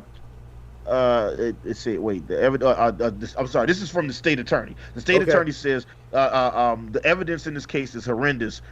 Said state attorney Amira Fox. Alleging the diet was a form of torture and that the child died of starvation and extreme lack of care. The 35-year-old mother called authorities on September 27th after noticing her toddler was cold and not breathing. That's when she noticed there was something wrong. When the toddler, her fucking kid weighed the fucking amount of a 7-month-old. Her toddler. When the kid was cold, then it was like, this doesn't seem right. Not the fact that it's like a third of the size that he's supposed to be. Look, that's not wrong. That's not alarming at all. The other parent is wrong with you? Heard the alarm I heard. Only noticed when cold and not breathing. But continue. Well, I'll expound on that later. Good job with that shit, MissyAnn. Yeah, you hear the alarms. Yeah, so look, and I'm gonna just get right to the fair foul question. Is it fair or foul that they were charged for murder in this situation. Fair. Oh, fair. Fair. Fair. That's fair. That's pretty fair, bro. That's yeah. And if they fry, I hope they rot. I hope they get raped. Yeah, and look, here's the thing. The key part of that is they noticed when their child was first dead, cold, cold. Yeah. No, it's the wording, cold, cold, and not breathing. And look, for everybody in the chat, let us, chime in. Let us know: is it fair or foul that the parents were charged for murder? Yes. Like this is obviously neglect. Yeah. This is obviously neglect. Such but I think in order for it neglect to be, and abuse. Yeah. I think in order for it to be murder, though, I think there needs to be intent. Look, no. Wait, what's the legal definition of murder? Look, we're not going to break this down because look, this is not up for Either debate. way, okay, manslaughter, here. or whatever. Whatever it is, they're going to go to jail. Whatever it is, they're going to go to jail, and they're going to spend the rest of their fucking life in jail. Because here's the thing. I clown on my daughter. I fuck with her for her hand-eye coordination, which she doesn't have. But I check on her enough at 14 fucking years old that I will never find her cold and not breathing. Right. If I found her not breathing, she's still warm. I can do something about it. I will never, at 14 years old, I will never find her cold. This is neglect, and it's murderous neglect. Abuse. I don't care what It's you abuse. call it. Throw the fucking book at them. Name it whatever the fuck you want. I don't care. You don't do that to kids. Like, my job Not is a baby. my job is to make sure she is a viable human that can handle her shit when she leaves my home and doesn't have to come back to me. So she will never be found cold and not responsive unless she lives alone. But even then, I'm going to call her all the time, and she's going to be so annoyed with me that she just ignores Like, if when they I don't call. think that I'm not going to have a When key she's paying to her own wherever the phone fuck bill. that they are. Yes. Sorry, that was Right. for Zoe. Continue. I So, didn't mean real quick, the legal definition says the unlawful premeditated killing of one human being by another. So I think by that definition, because it premeditated in the sense that they had previously decided not to feed the child. They only decided to feed the child You certain. have to decide that it's an infant, it's a toddler, he's crying, So that might he's be- screaming. You have to make a choice to be like, nope, I'm going to ignore that shit. Yeah. That's a choice you made. You have to make a choice to ignore a child until they're like, how you have to not be around a person for a while and then discover them cold. If you discover them cold, that's you know how long it takes somebody to cool off. Yeah. Like, look. You know what I'm saying? Yeah, let's put it this way.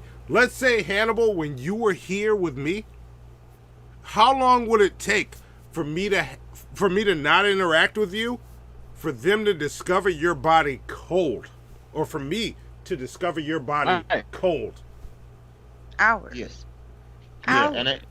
And I run hot, so even after I die, I know I'm gonna still be putting out a certain And where, amount of heat, so where was this? Where is this located? Florida, of course. Right, so it's hot as fuck down there anyways. Yeah. So cold? No.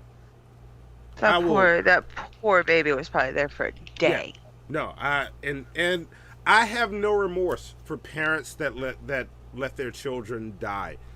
No remorse, because absolutely like none. when Zoe was born, this is a child. This is a person you helped create.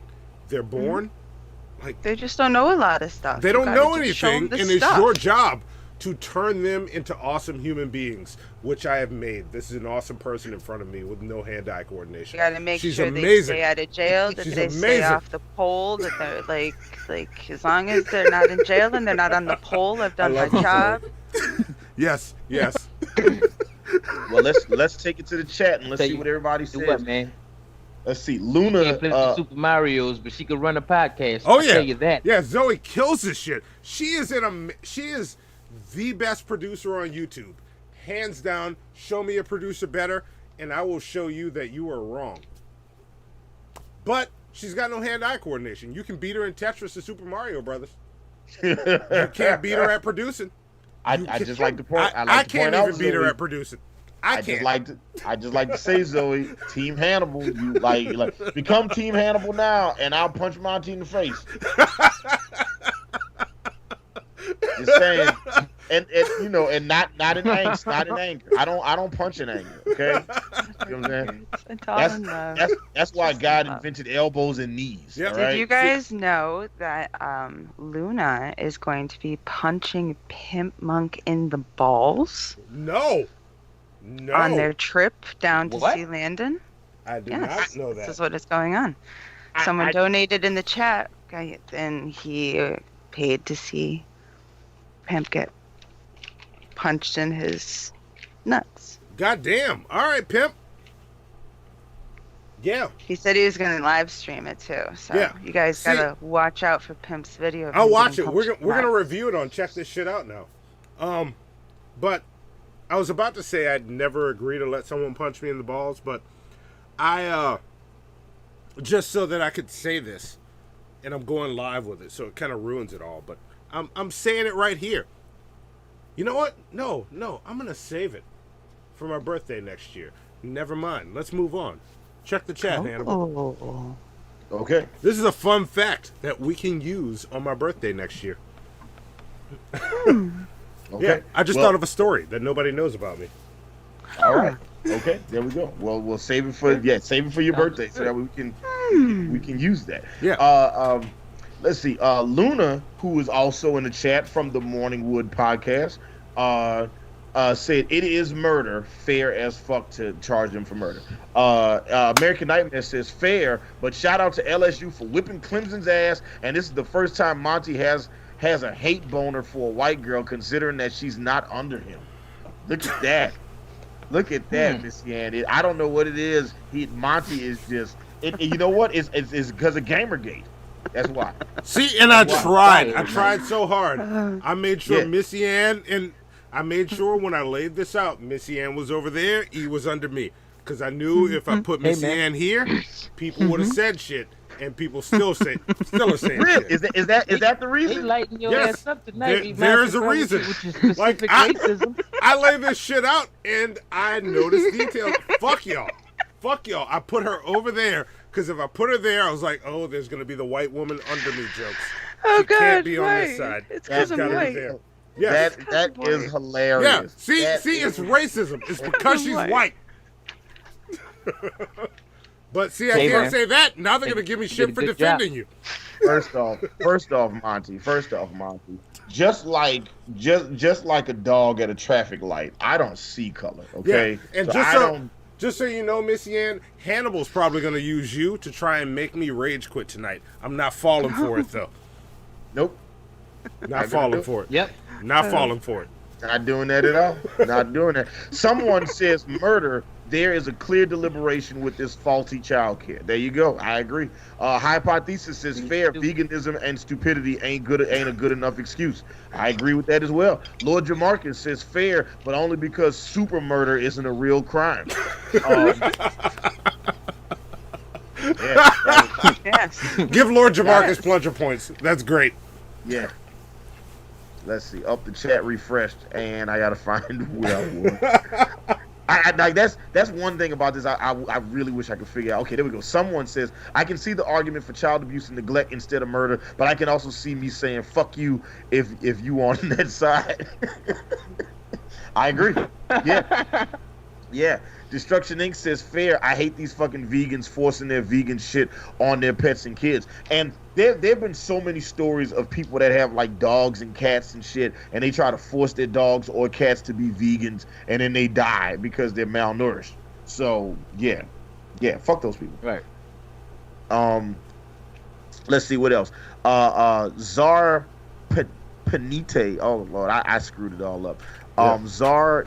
I'm gonna just say Czar because I'm gonna fuck up the Penit. Yeah, I just call him Czar. Czar. Yeah, just Czar.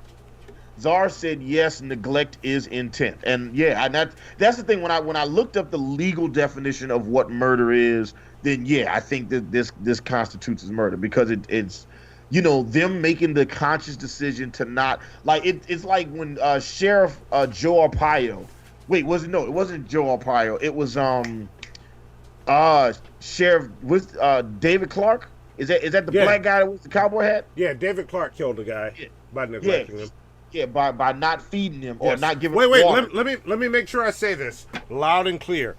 David Clark, Sheriff David Clark, killed a man by neglecting him. But yeah, continue, Hannibal. Yeah. Fuck Sheriff David Clark. Fuck that guy. Yeah. Demonetize us if you want, YouTube. But Sheriff David Clark killed a man because he neglected him. Yes. Continue. These things are facts. Dildo the Penetrator says, yes, you have access to how to actually care for your fucking kids. That kid is honestly better dead. Speaking of eating shit, what is the email I send my video to? And just to clarify, I know when he says the kid is better off dead, he's saying the kid is better off dead than being with those parents. Yes. Yeah, I know what you're saying. Yeah, you know what I'm saying. Yeah. And also the email for. But Dildor, there are some hippies somewhere in the United States that would have gladly taken that kid.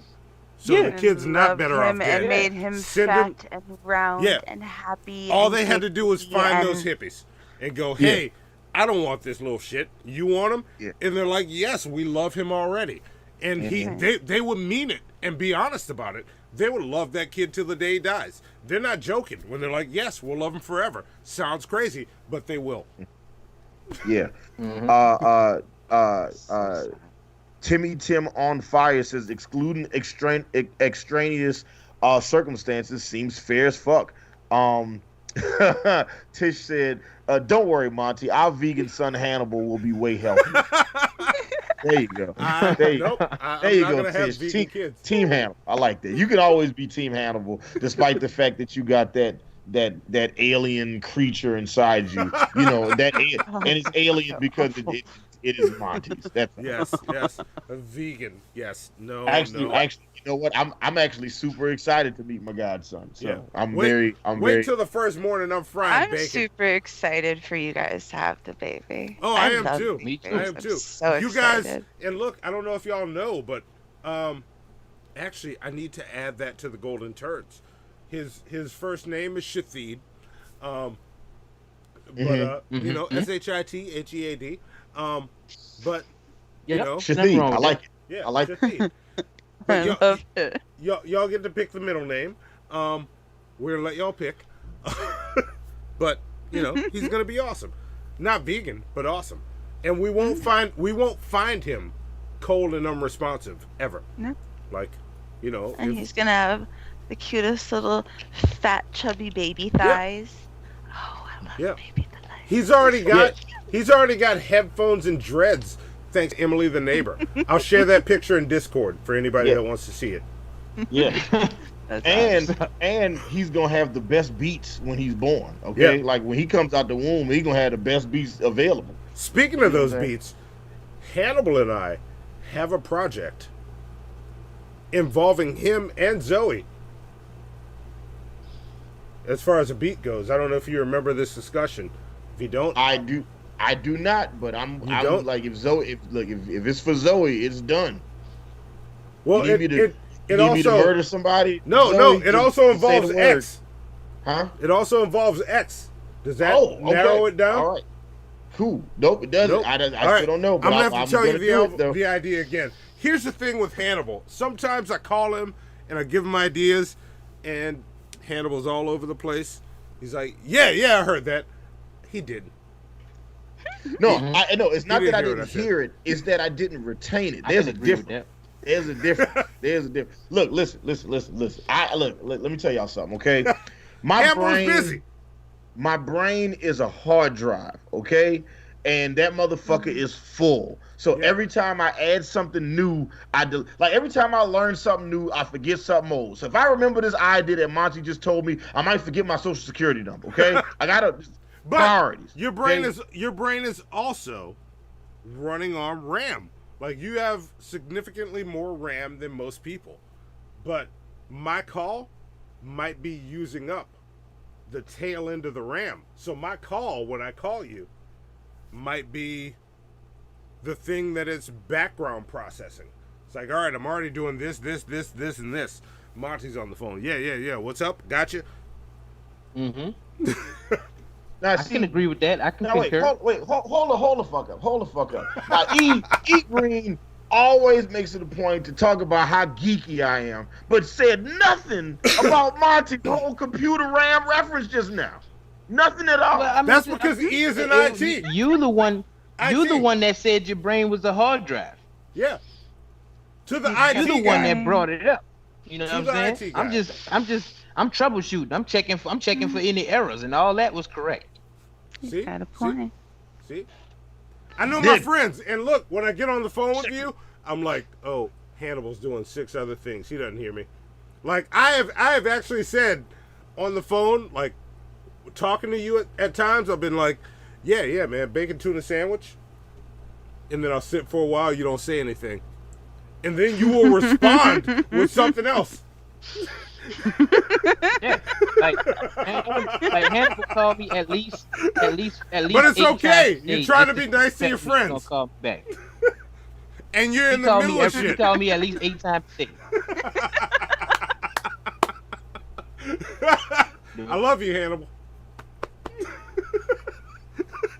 I take a bullet for you, man. Ain't nothing like him calling you just to say he gonna call you right back. You know what I'm saying? That's the best thing in the world. Look, E don't you talk. You do the same shit.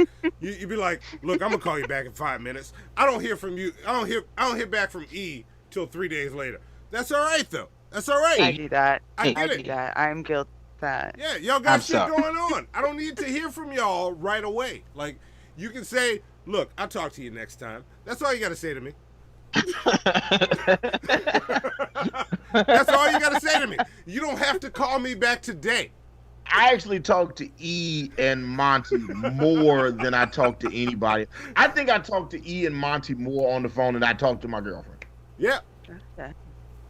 Yeah. Look, it's all love. I talk, like, and that's why we count on you like this. Look, but that's because me and Shayla had a beautiful bro love that you guys have. It's a beautiful thing. Well, yes, and that's because just with Shayla is just like she knows what it is. Like she always like, hey, look, this is what's going on. I'm like, cool, gotcha. That's what it is. Like we got our shit is like a fucking it's like chess. It's like it's fucking I don't know what it is. Anyway, let's move on to the next. Okay. But yeah, all that to say. You don't have to say I'll call you back today. Just be like, I'll talk to you next time. I gotta do this. Cool, gotcha. Do your thing. I just usually say later, and later is a very broad spectrum for me. Later can be a month later from now. Today, later this week, Yeah. later next year. You don't know. Yeah, we don't know. But anyway, I always try to say, all right, I gotta go. I talk, I'll holler at you. Try to keep it something, but I always end up saying, all right, I'm gonna call you back, and I don't want to say I'm gonna call you back because I don't know if I'm gonna call you back.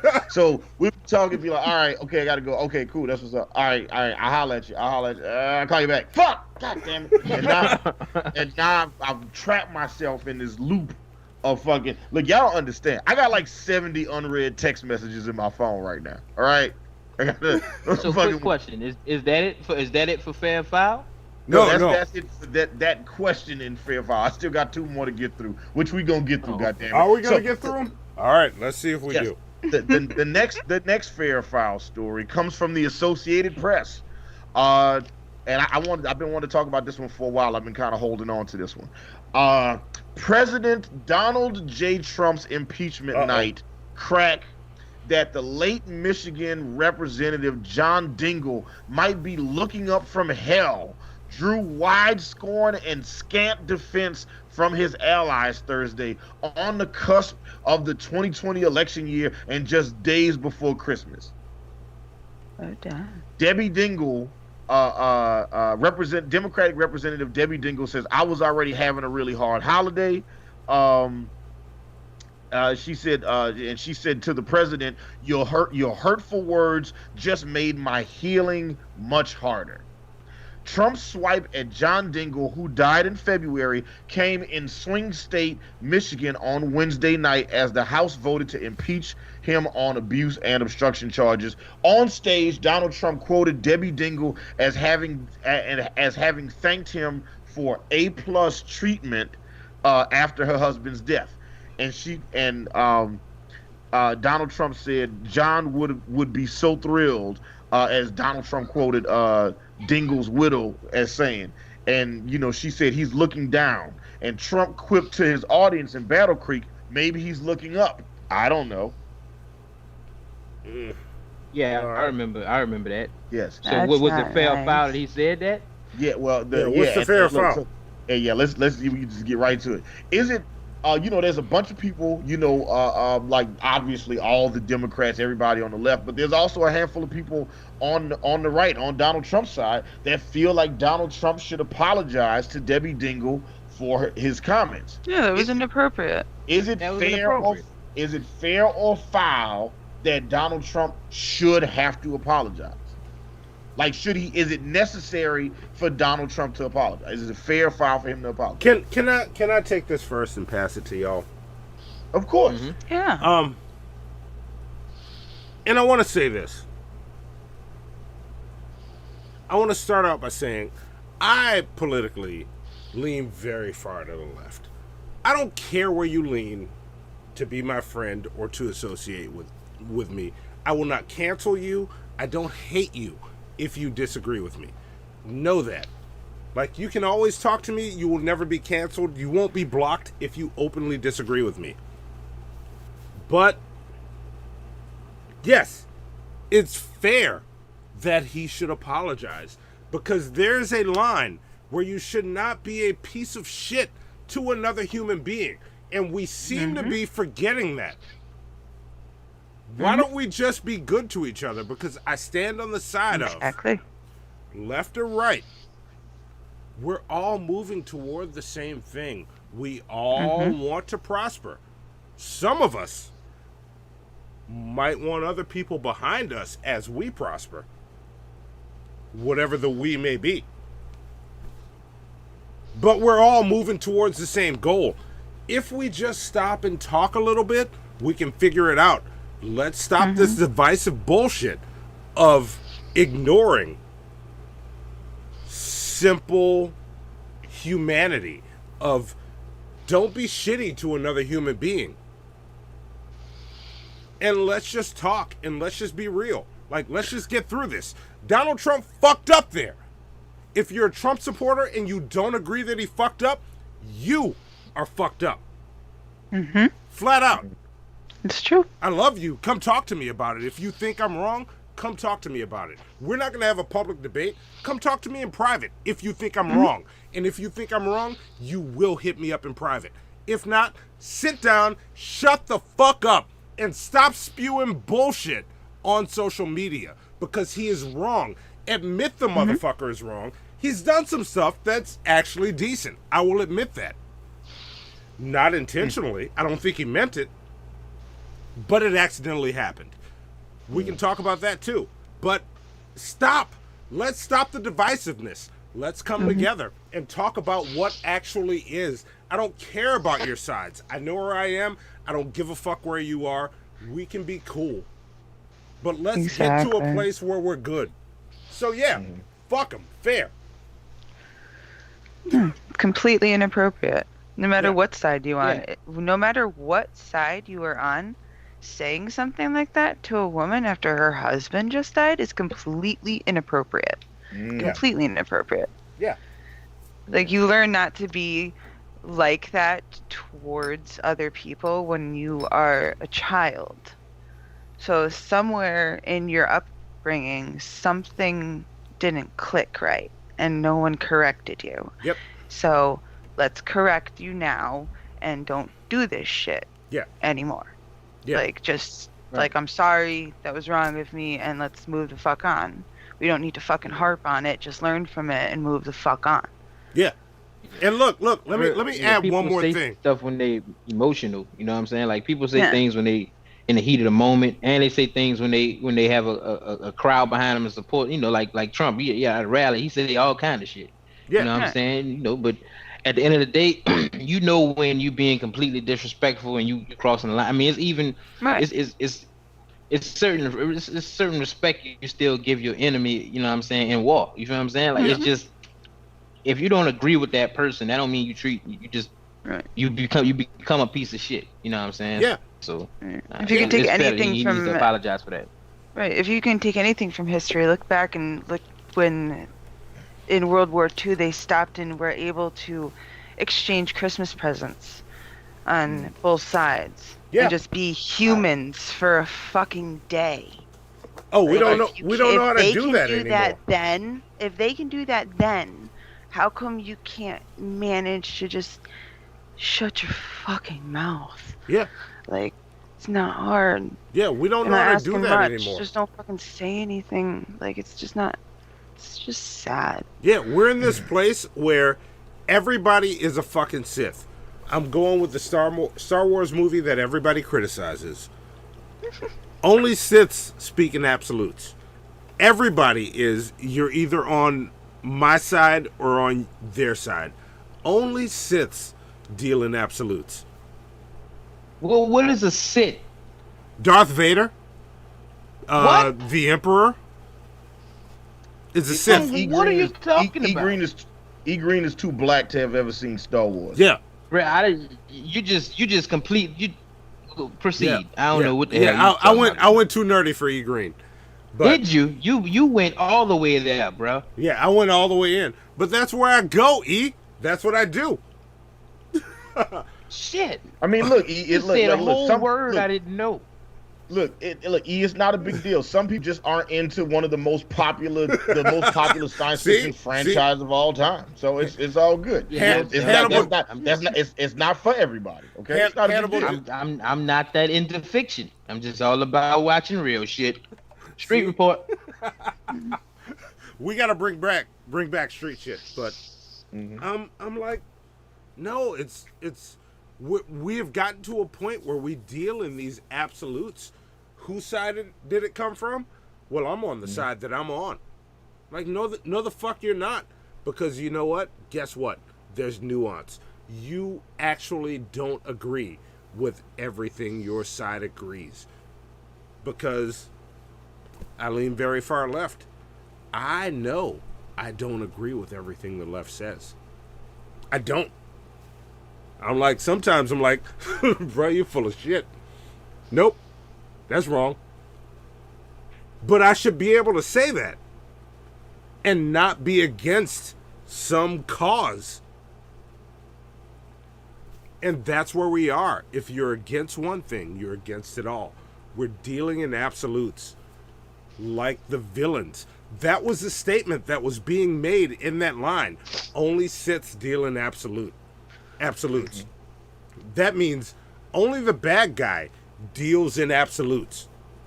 To simplify it for you, E, only the bad guy deals in absolutes. And that is true. Because a true hero sees nuance. That was the point of that phrase. A true hero sees nuance. Which is what the Jedi sees. Because you know that Star Trek stuff, that mean that you voted for Trump? Yeah. Wait, listen, I've never seen Battlestar Galactica. All right, so that means that you voted for Trump or what? Are you a Trump supporter? Because are you alt-right now? Yes, Trump 2020. No, fuck. I shouldn't have said that. No, you just said you heard him, huh? No. Clip that out, Zoe. Send it to me. Fuck. Clip that out. Send it to me. Zoe. Oh fuck. So let me go ahead and get to the chat. And see what everybody says. Luna thinks that Donald Trump should apologize. American Nightmare says, is it fair or foul he should apologize? American Nightmare says foul, but the next person that bullies Hannibal is going to get the David Clark special, and we'll have a cellmate named Meat Hammer. Oh, damn. That sounds daunting. Dumb and Dunmer says foul. He doesn't have to apologize for shit, and I don't even like him. And look, prior to us having this conversation, I was kind of on that side. I was like, do I think he has to apologize? No, I'm not all the way on the side that feels like he should. But as we talk about it, you guys make some very good points. And one of the best points that was made, and I forget who said it, but at the end of the day, Donald Trump's the president. Yeah. So if he was like some regular dude on the street, it was like, does he have to apologize? He doesn't have to apologize. You know, and like, he apologize? Absolutely. But he just it would be a great representation, you know what I'm saying? Like, I remember, you know, like, if, you know, you representing us, brother, you know what I'm saying? Like, we already look stupid and everybody know you stupid. Like, so stop being stupid. We're already the laughing stock of the world. They make you want me condom preach? Hold on. with our president in it. But like, you know, and the thing I was thinking about is like, you know, when he makes the joke about, oh yeah, maybe the dude's in hell, I don't know. It's like, so first off, I think way too many people make the presumption that their loved ones is in heaven. Like, heaven is just super duper full and hell is just super duper empty. Like, no. There's some people that we know and love that, you know, if you believe in hell, they there. So, you know, and then the second point, which I think is a much more valid point, you don't even believe in hell, Monty. What are we talking about? Yeah, that's where I'm going. Here's the thing. I don't believe in heaven or hell. But I understand society does. And I understand how much that hurts because I was raised a Jehovah's Witness, much like E Geen. So is my kid's father. So wait, you mean to tell me, Monty, that you don't believe in invisible daddy in the sky? Hold on, brother. I don't know if me and you gonna be able to continue this conversation, bro. He's about to pull me into a committee meeting. In the sky. Sky Daddy, bro. I give him Monday. I give him money every Sunday. You feel what I'm saying? For him to prepare me for the last days, which apparently are coming soon. Apparently, you feel what I'm saying? So don't talk about my invisible father. I'm sorry. I'm sorry, nigga. He's about to rain judgment on me. Shit. Oh. Yeah, bro. You know what I'm saying? 144,000 gang. Let me get through the chat. 144 gang. Let's just me and Sky Dad aren't on good terms. There we go. 144 gang. All right, well, look. Let me get through the chat because we still got a whole nother. We got another. We gotta get through this. Foul. Let's see. Dumb and Dumber says foul. He doesn't have to. Oh, I already read that one. Someone says I walked out the room, but I heard somebody say Trump said so foul. Let's see. Hypothesis says foul. If he doesn't mean it, what's the point? Spirit, let's see, who else? Let's see. Penultimate says what's fair is that the first ancestral Dingle should apologize for choosing that fucking name. That's true. But he didn't know that Dingle could be, you know, Dingleberry later on. First ancestral Dingle. Yeah. Dingle. It's my gang sign. His name is stupid. It was meant to go viral. You know what I'm saying? Travis Parker says foul because politics throws shots all the time. Like, you think wait, are you saying that's TP? That's TP, Wait, hold up. Wait, say what? That's TP. That's TP. TP, man. You know TP, bro. My little cousin TP. You hear me? Oh, okay. No, never mind. Sorry. All right, I can't tell if you fucking with me right now or not. No, that's TP for real, nigga. That's TP for real. Okay. Well, what's good, Travis? Good to see you on the shit show chat. That's what's up. He says, well, like, so I was asking because he says foul because politics throw shots all the time. Are you saying that what Donald Trump said was foul, or Donald Trump apologizing would be foul? So let me know in the chat. Clarify, because I want to know your position. Kilo says for Joe Schmo to be forced to apologize, foul. For a person of fairly high standing, let alone the president of the United States, to be forced to apologize, he says fair. And yeah, I think I fall on the same side as Kilo. I think if somebody else had said this, I'd be like, you know, it sucks, you know what I'm saying, to do, like, it's a dick move, but should you have to apologize for that? I don't know. But I also, you know, subscribe to the you know, like the Bernie Mac philosophy. You know, if you old enough to talk shit, you old enough to get hit in the throat of the stomach. Yeah. So if you tell somebody, hey, you know, your husband's probably in hell. Then if she knees you in the nuts, then, you know, I think it's fair. You don't have to apologize, and if she hits you, I think that's fair. She doesn't have to apologize. Wait, Hannibal, real quick. Vapion said E Green should win Guest of 2020 for that line. I don't know what line you're talking about, but Vapion, E Green should have been at least a nominee for 2019. I'm just putting that out there. Even though I love... Yeah, I'm just going to throw it out there so... Every nominee for 2019, I love all of you. E Green should have replaced one of you. Y'all pick which one. E Green should be in that list. Ooh. We ain't gonna talk about it right now. I really could lay my pimp shit down right now, but we ain't gonna get into it because we got more segments to finish. Yeah, we're gonna finish it. I just want to put that out there. E Green should be in that list. Y'all fight over who should be. Dildo the Penetrator says fair. It's an asshole thing to do, but you're dumb if you expect him to. And question: if this Dingle guy was alive, would his balls be called dingleberries? Yes, they would. Yes, they would. Man, plunger points for Dildor. Give it to him. So if he told his wife to, never mind. I'm not even going. Go on. I was going to say if he told his wife to suck his balls, he'd say suck my dingleberries, but I'm not even going to go there because it's just crazy.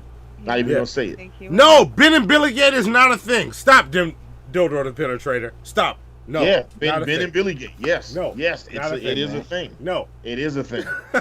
I'm just saying, maybe if Ben and Billy was one guest, then maybe E Green could have been nominated for Shit Show Guest of the Year. That's all I'm saying. We're not getting into that. Hey, man, look, we go, we're gonna just keep it moving. You know what I'm saying? Yeah, that's all right. Lord Jamar, listen, the Batman said Monty getting deep, can't troll no more. Lord Jamarcus says fair. No one has to apologize, even if they probably should. But as president, not being an asshole is supposed to be part of the job. True. Let's see. Juju B is in the chat. What's going on? What's up, Juju B? I actually messaged her earlier when I saw that she was on. I added her so she y'all get ready to see Juju B on the Golden Turds. She is presenting, and and look, wait a minute, hold on. And American Nightmare says it's very fucked up. I'm changing my answer. Monty has convinced me. Yeah, Monty, you made a very impassioned defense. You like, look, I came into this thinking, you know what? I don't think he had to apologize. But after listening to you and MissyAnn, I'm y'all changed my mind. I said something too, nigga. Yeah, your point wasn't convincing though. You was just talking some gangster shit. They was giving me facts and numbers and logic and reason and shit. And you was just like, fuck Trump, he a whole out here. And I was like, I mean, you right, but that's not going to sell me. That's a barbershop argument. You know what I'm saying? I'm not at the barbershop. Look at my frill. I ain't been in the barbershop all year. This year or last year. Some good facts. You wasn't listening. Yeah. All right. Sorry, I was talking to my Google Home, and I had to mute her because she decided to talk to me while I was on the show. Bitch, shut the fuck up. Sorry, I'm back. Damn. All right. Wow. And the last fair file, right? Comes from Streets 94.5 here in Atlanta, Georgia. Now, when I'm driving around in the morning, there is a radio station here called Streets 94.5. It's my favorite of all the morning radio shows to listen to. It's hosted by Young Jock. Meet me in the trap. It's going down. I got himself a perm. It's going down. Yeah. So it's like Young Jock. This comedian named Shorty and this girl named Mo Quick, right? The three of them have this morning show. They do Streets 94.5. And on the show, they have a segment called Second Date Update, where somebody would call in and be like, hey, I went out with this person, or I'm dating this person, and then all of a sudden they ghosted me. I don't know what the fuck happened. Can y'all get in touch with them and find out? And then what they'll do is they'll call the person on the radio and be like, hey, may we speak to MissyAnn? And MissyAnn would be like, yeah, who the fuck is this calling me at 7 in the morning? And they'll be like, oh, well, this is the Streets Morning Takeover, and recently you were dating somebody and said you ain't never call him back. Do you know somebody by the name of John? And Missy's like, oh, I know John. He's a fucking piece of shit. Nigga took me out on a date. I mean, she wouldn't say nigga. She'd be like, oh, he took me on a date, and this nigga fucking didn't pay the bill or something like that, whatever. I don't know, whatever it would be. And then they would be like, damn, that's fucked up. Well, guess what, MissyAnn? We got Jonathan on the line right now. And then Jonathan be like, man, it's fucked up. That's why you ain't call me. And then y'all go back and forth. But look, MissyAnn, if you decide to go out with Jonathan again, we will give you guys $200 to go out on a date right now if you want to go out with him. Yes or no, what you want to do. And MissyAnn's like, fuck him. He fucked up. He had his chance. I ain't fucking with him no more. Blah, blah. That's usually how the shit goes. But if you're smart, you'll be like, yeah, I'll take it. And then you get with John and be like, look, you still ain't shit. I don't want to date you. You take 100, I'll take 100. We'll say we went on a date. Say it was shit. That's dope. That's dope. So I wanted to set the stage for how the shit works. This morning there was an incredible second date update. I had 3 people in my on the Uber pool. Fuck them for not just paying an extra $1 to get the car by themselves. Anyway, and as I'm listening to this story, it was so fucking phenomenal that it was so intriguing to me that I had to bring it up so we could talk about it on Fair File today.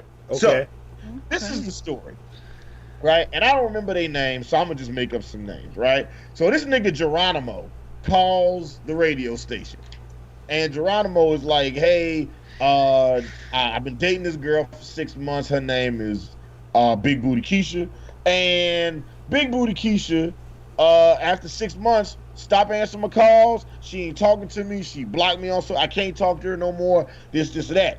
And it was like, well, when's the last time you saw her? So, well, we went out on a date, and I guess the date didn't go so well, and now she's not talking to me. And he was like, well, where was the date? He said, oh, we ended up going to a strip club, right? And it was like, so everybody's laughing. It's like, ha, we know what it is already. You fucked up at the strip club. This is what it is. So they called Big Booty Keisha. And they called Big Booty Keisha, like, hey, Big Booty Keisha, you know a guy by the name of Geronimo. And she's instantly agitated. She was like, yes, I know his black ass, right? And there's a fair file coming in this. It's fantastic, right? So they're like, so what happened? Why aren't you dating him no more? What's going on? So they went to, like, one night he comes to her and says, hey, I want to take you out on a date. She's like, cool, where you want to go? And he was like, well, I was thinking we could go to the strip club. And she's like, now, and just for you guys to know, in Atlanta, this is a normal fucking thing for a couple to go on a date together at a strip club. Atlanta has as many strip clubs as it has Waffle Houses and Peachtree Streets, okay? There's a ton of these. See, I don't know anything about that. Yeah, man. There's a ton of strip clubs. E Green, could you do me a favor and name a handful of strip clubs that they have in Atlanta? We got Magic City Blaze. We got Blue Flame, Allure, Pinups, Gold Rush, Blazing Saddles, Cheetah. What we going? All right, now we going on the east side. You know what I'm saying? We're gonna go on the east side and go a little bit downtown. We got Starlets, we got Stilettos, we got the Blazing Saddle. You know, like I said, we got Strokers. Got Tattletale, we got Strokers, we got Tattletale, you know, Violets, you know what I'm saying? You know, damn. All right. You good? Yeah. And like, I did that to illustrate a point. There is no shortage of strip clubs in Atlanta, right? There's strip clubs for everybody. Whatever you into, the Claremont Lounge, fucking, if you want to see naked dudes, they got Swinging Richards. You know what I'm saying? There's like strip clubs that just got midgets in it. Little people. It's called Swinging Richards? Yeah. How did you know that, Monty? That is the best male. He said the name, and I was like, ever. That's so on the head. And I don't mean no pun intended, but that's so on the head. Whoever came up with that one was brilliant. That's terrible phrasing. Yeah, that's absolutely, and also very accurate. So, that being said, Atlanta has a ton of strip clubs. So it is not weird for a guy and a girl to go out on a date and be like, hey, you want to go to the strip club tonight? So that's a normal thing. That is not weird in Atlanta, right? So just to recap, Geronimo's like, oh, I've been dating Keisha for 6 months. She ain't calling me no more. I want y'all to find out why. The radio station calls Big Booty Keisha, and he's like, hey, Big Booty Keisha, this is Streets 94.5 morning radio show, Young Jock, Mo Quick, Shorty. And this guy named Geronimo called, wants to know why you ain't talking to him no more. So one night, Geronimo goes to keep Big Booty Keisha and says, hey, Big Booty Keisha, I want to go on a date tonight. Big Booty Keisha's like, cool, where you want to go? And he says, I want to go to the strip club. She's like, cool, that's what's up. Let's go to Follies. Right? Now, they go to Follies, and Big Booty Keisha has a sister. Big Booty Keisha's sister is a dancer at Follies. Okay. Okay. So they go to Follies. They go to the strip club. And while they're at the strip club, they're having fun, they're dancing, they're just making it rain on the girls. Everybody's having lots of fun. Big Booty Keisha gets a phone call from her job. So she's like, I gotta go step outside, take this phone call. She steps outside, takes the phone call, and when she comes back in, she sees her sister butt-ass naked on top of her boyfriend. Just grinding on him, riding all that shit. And this nigga is making it rain on her sister. Big Booty Keisha is like, fuck this shit. And she takes off. And she's gone. And she blocks this nigga on social media, never talks to him again. Right. Okay. Now, after this shit happens, they go back and forth on the shit, you know what I'm saying? And she's like, I ain't fucking with you no more, that's my sister, this, and that. And he's like, well, you didn't say this, and that. You didn't say that fucking your sister worked at Follies, and you didn't say this, and that. If anything, you should be mad at me because I'm keeping the money in the family. You know what I'm saying? So, but she decided nonetheless because he got a lap dance from her sister. The question here, the fair foul question here, is it fair or foul that Big Booty Keisha ended her relationship with Geronimo because he got a lap dance from her sister at the strip club? Foul. That's foul. Why would you bring? First of all, yeah, you knew your sister worked there. Why'd you bring him there? See, everybody in the chat. You were letting every other girl dance on him. What y'all wanted to sit down and have some shrimp together? Y'all wanted to have a strip. Y'all wanted to have some strip club dinner. Y'all wanted to. That's what you wanted to introduce, and that was it.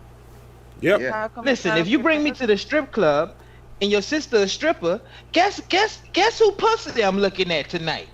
You feel what I'm saying? Like, just don't do that. You know what I'm saying? Yeah, you invited me to look at your sister's pussy, but if your sister be like, hey, you want me to throw this ass on you? You think I'm gonna be like, nah, this ain't the time or place? That's exactly what this is. You feel what I'm saying? Like, why we ain't just go to Applebee's if you ain't want me to meet your stripper sister? You know what I'm saying? In her element. You gonna bring me in her element? Like, if I go to a crack house, if I'm with my partner, he be like, man, let's go by my daddy right quick, and your dad is in a crack house and he's selling crack, I'm gonna buy some crack just to be courteous. You feel what I'm saying? Like, that's what you're supposed to do if you want to establish a business relationship in the streets. You go to a crack house, you're supposed to buy crack. That's what you're supposed to be like, what you got? Give me some of that, not none of that, and you know how everybody doing. You know what I'm saying? Of course. I know this. Yeah, it's foul, bro. She was looking to get out of that relationship, or she just Yeah, she she was trying to set him up. Around. Yeah, she was trying to set him up, or she was trying to see if her sister was gonna do something shady. Yeah. So she was trying to see the loyalty in one or both. See, and you shouldn't do tests like that. Like, no, it's disgusting and childish. Yeah. You shouldn't have to do that.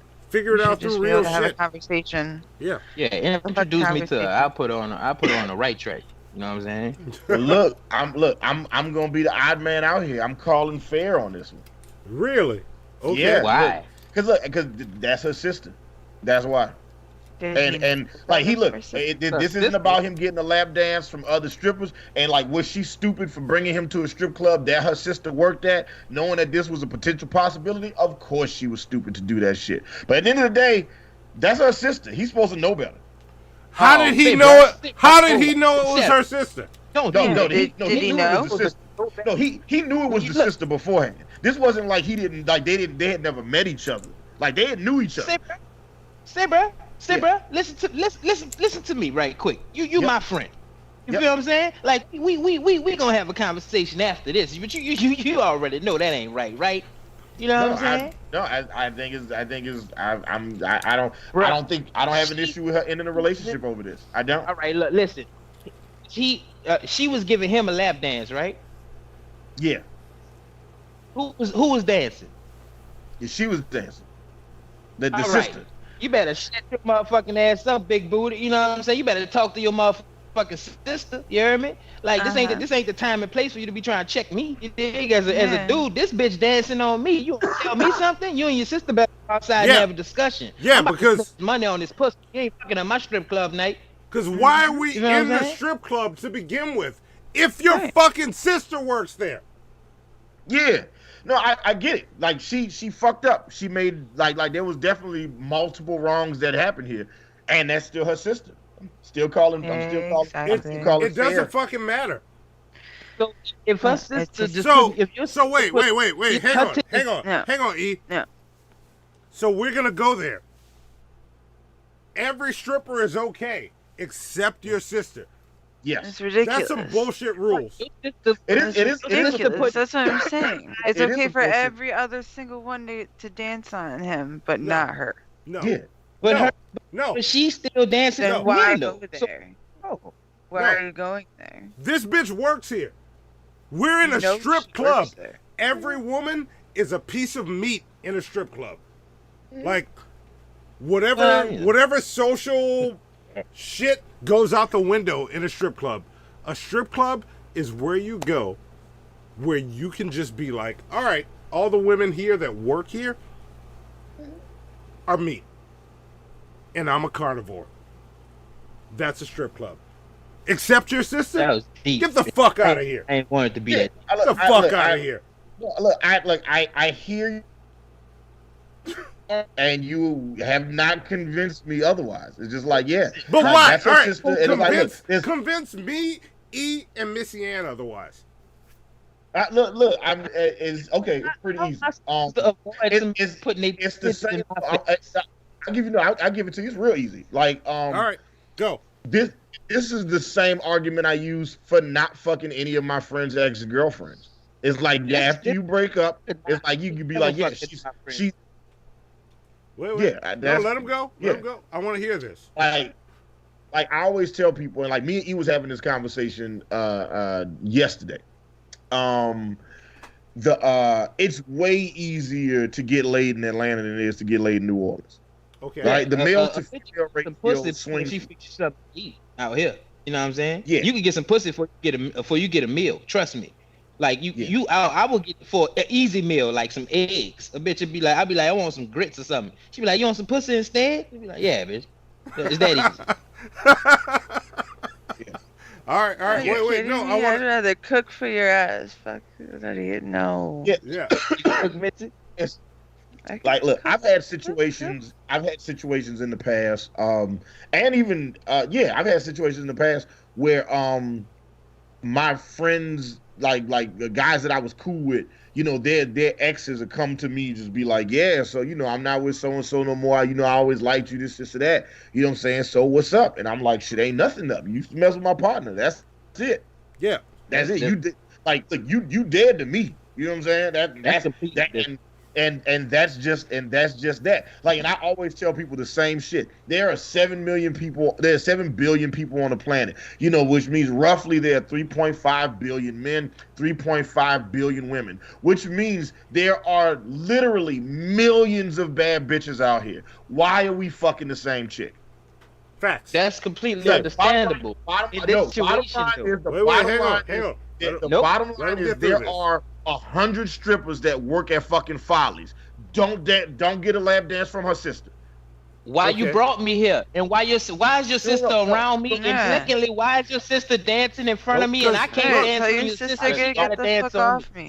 No, I can't dance on her. She gotta dance on me. But so why your sister dancing on me? Talk to your sister. Here's the thing, Will. Why is she dancing on me? Here's the thing.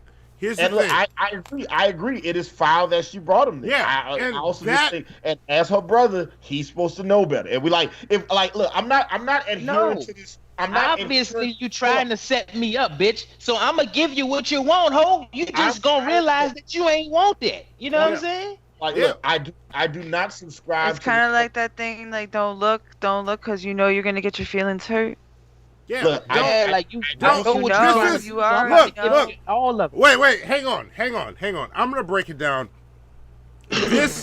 What you set up, Hannibal, is the Garden of fucking Eden story, which I also think is bullshit. He doesn't recognize what's being set up. Yeah, this is what happens. You put two people in a place, and you go, y'all can do anything you want. That statement in and of itself, that's cool. It's like, I'm all powerful, I'm good. You can do anything you want. But you look at them and you go, anything except, see that light shining on that tree over there? Don't eat that shit. That's mine. That shit is delicious. Don't eat it. But I brought you here. Don't touch that tree. This is God talking. Keep that in mind. Because the woman is God in this date. This is God talking. Don't eat that tree. It's right there. Don't eat it. Now, God had an option. His option was he could have put a mountain in the middle so that they would have never, ever seen that tree. He's like, there's a tree I don't want you to touch. Just hang out here. It's cool. Don't fuck with my shit. Like, my shit's over there. Leave my shit alone. Right. Which is what this woman should have did. Like, why are you going to set up a situation? Because she set up a Garden of Eden situation, which is fucked up for someone. Hey, I'm going to take you to a strip club where my sister works. If you end up fucking with my sister, fuck you. Bullshit. Fuck you. Get the fuck out of here. You just tried to be God to me. You are trying to establish dominance. Yeah, why we can't just go to a strip club where your sister don't? Because she knew where she brought him. Why are you saying this is fair, Hannibal? She is trying to control this dude. Yeah, fuck she this. set him up. Look, she set him up. Yeah, I'll say it right now. I'm a chick and I can see that's a setup. Yeah, I'll say it right now. Fuck a God that'll put me in a situation where I can't eat from a tree, where he puts in front of me and says, "Look at this delicious fruit. Don't fucking eat it. Oh, it's good. Setting up Don't one eat or the this." other. One or the other. Yeah, if she wasn't setting up him, she was setting up her. Yeah, one or the other was getting set up. Either way, it was a fucking setup. No. Or what if her sister told her that she wasn't working that night? Look, it doesn't matter. Wait. No. Why you dancing on this dude anyway? Sister of the nigga. If my sister bring a dude there, why you dancing on this dude? It's her fault. No, wait. Back off. Bro, you don't understand when you about to get set up, nigga. That's what the problem is. Wait. Hang on, E. Hannibal.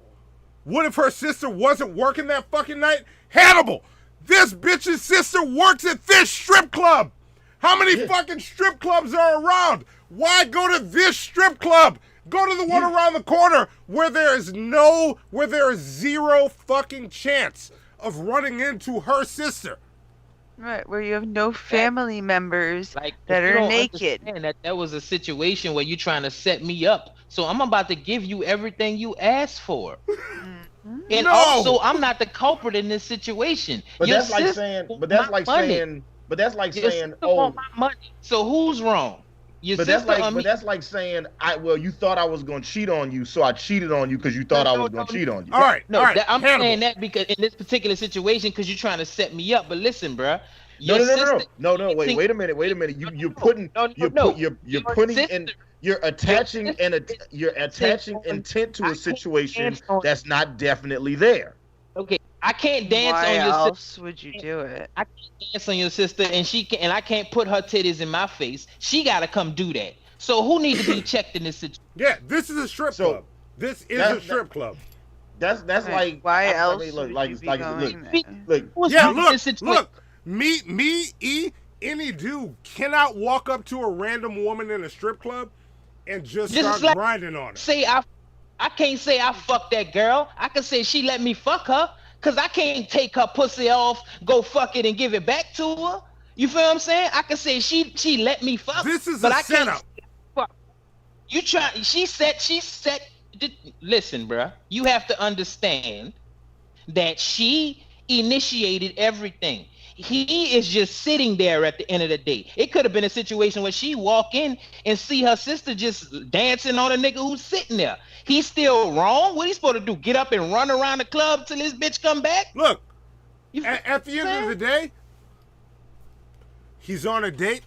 He's with this girl. His dick's hard. Genetics match. She looks like the girl I came with. Oh, all right. You're doing the job too. Is it his fault? No, she brought him there. She knew her sister worked there. She knew. There is no universe where this woman did not know her sister worked there. And did not know that her sister would be working. None. The thing, I'm not saying the dude is completely fucking. He not completely innocent in the situation, but she initiated this. She initiated this shit. Yeah, if you can tell me a scenario where this woman did not know her sister worked there. I just want to know how. When you give me that situation, you have to make sure he knew who her sister was. Two things have to happen for this to be wrong. You have to present a situation where she brought him to a place she did not know her sister worked. And number two, he has to not know who her sister is on a first date. But he knew who the sister was, and it wasn't the first date. They said they had been dating for 6 months. If she, all right, then why if the sister know better then? Why you walking up to this dude dancing on him then? Well, we're not saying. Well, she could be equally mad at her sister. Mom's here. I do the strip club shit, dog. If a chick walk up to me and she just start dancing, I'm gonna give her the money for her dancing. Like, I'm gonna make sure she's straight, because it's about showing love, not just me wanting to see ass. You feel what I'm saying? So that's family right there. So I'm showing love. She dancing on me. I ain't make her come dance on me, but I'm gonna show love for her dancing on me. And this bitch need to understand. And you could have gave her the money and sent her on her way with no dance, and dance with any of the other bitches that was at the club that night. She's dancing. I'm not sitting here. I'm not making her dance. She don't have a button on her that I press and be like, keep dancing, bitch. So you can't make a stripper stop dancing? Like, you specifically, there's no like, you don't know how to make a stripper stop dancing? We've been knowing each other for 6 months. So I'm supposed to be like, stop dancing. Your sister coming. Bitch, you know your sister right here. Yeah, you know your sister works here. I don't exist in this world where men are totally absolved of responsibility. Like, oh, I'm a man, I can't control my cravings and urges. No, man. Hannibal. We're not going there. We're not saying that. I'm letting everybody talk, and I ain't saying shit. I've been sitting here quiet, listening to everybody. Now you gonna listen to what the fuck I got to say, all right? I am not a dog. I am not an animal. I am in control of myself. Okay? You learn in this situation, bruh. First off, I promise you this ain't the first time they went to the strip club together and seen her sister. They probably do that all the time. You getting mad in this particular situation because you just deciding to be a bitch right now, bro. Like, it's been 6 months. This ain't our first time knowing. You have not just found out my sister work at the strip club, and this ain't our first time figuring this out. This is not an introduction. This is probably a weekly thing or some shit. You know what I'm saying? You just deciding to get mad this time.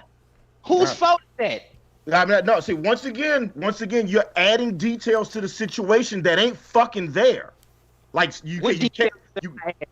like all the stuff you just said. We don't know how often they go to the strip club together. This could have been a one-off. Wasn't a one-time thing. How do you know? Prove it. Prove it right now. Prove it. You said it. I told you they went to the strip club one time because the one time is all they talked about on the radio. Okay. All right. Okay. It's still the same effect, bro. Yeah, look. Like I said, like at the end of the day, there's 100 bitches that's dancing there. He don't got to get a dance from her. All right. Yeah. No, he doesn't. But look. All I'm saying is this, Tish, if you're in the chat, if we were to go out and go to a strip club and your sister happened to work at a strip club, would you take me to the same one your sister works at? That's by not the any question. chance. We already, but no, we this is already key. know the girl This is fucked key. up by bringing him to that strip club. Everybody has established that she was wrong for bringing him there, but her being wrong in that situation does not absolve him from being wrong for what he did. Doing besides giving her money, but it does. He's showing her love in the strip club. She's a stripper. What is he doing? Because her sister was dancing butt ass naked on her man, and look, yes, your sister ass naked. Look, I know a lot. Yes. I be in strip clubs all the time. Bitches is ass naked everywhere all the time. Not just for you when you dancing right now. They ass naked everywhere. Right there, she ass naked. Right here, she ass naked. Yeah. And I'm giving her money though, because I'm showing love. Like you show love in strip clubs when you in the strip club, not because you want that attention. That's fam. I'm gonna make sure she's straight. That's how she get her money. You hear me? It's not me. It's not about me practicing self-control. I'm showing love to the fam. This is one of those overalls where you can't do it, and once you're there, once you bring him there, you are in the wrong. Whatever happens from that point on, because you created this situation. Yeah, you can't get mad at it. You cannot get mad at what you just created. Yeah, she created it. So the situation she's in the wrong from beginning to end here. She did this. Look, no matter who came up with it. She brought him here. If the situation was reversed, and I can't imagine a scenario in which my late baby brother X-Dash would be working at fucking Swinging Riches, right? But if there was a scenario where he was working at Swinging Riches and me and Shayla decided to go to Swinging Riches together, and like best believe if we go there, like she can get dance from anybody she want except for X-Men. Then look. Here's the thing, Hannibal. Why would you bring? Why would you go to the one that has your brother in it? It's the only male strip club in Atlanta. But here's the thing, Hannibal. Bring up to the strip club. Look, like I said, look. Then go on the night that he's not working. Finish it. Here's the thing, Hannibal. Look, I wanna paint a picture for you, because we're gonna have to move on after this. I want to paint a picture for you, Hannibal. Look, let's follow through that situation you just created. You're in charge of this date. Well, I didn't create the scenario. I'm just Look, I'm talking about the recent this current scenario.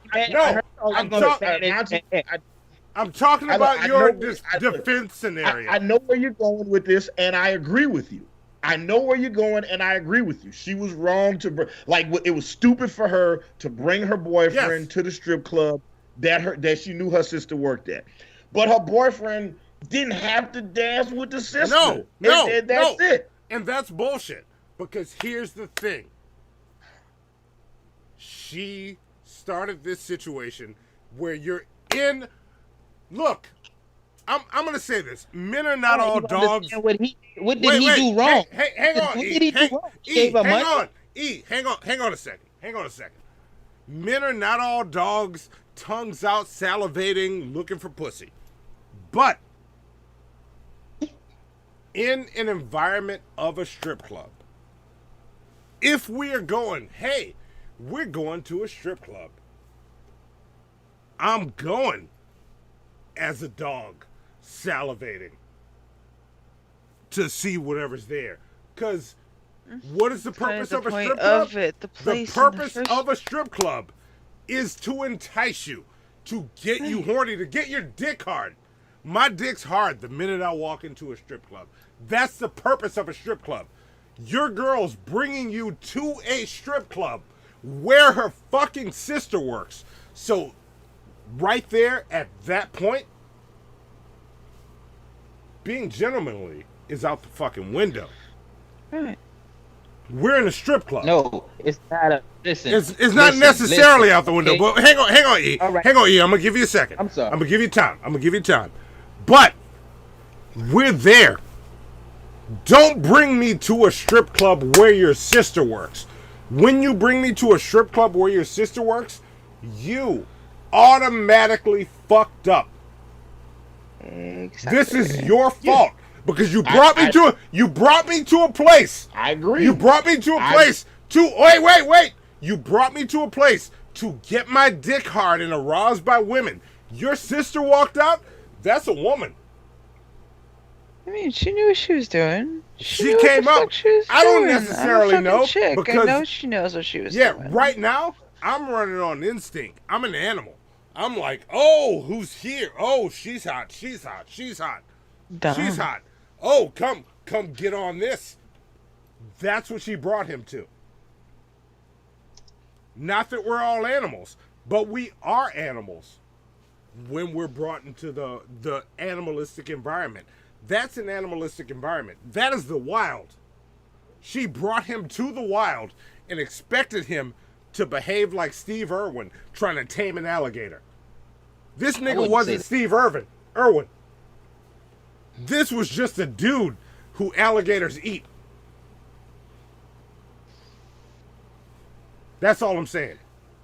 Well, look, the bottom line is that bitch messy, and she got exactly what she wanted. You know what I'm saying? Like, so at the end of the day, like I said, if I be in a strip club, I done been in this same situation. I'm gonna be real with you.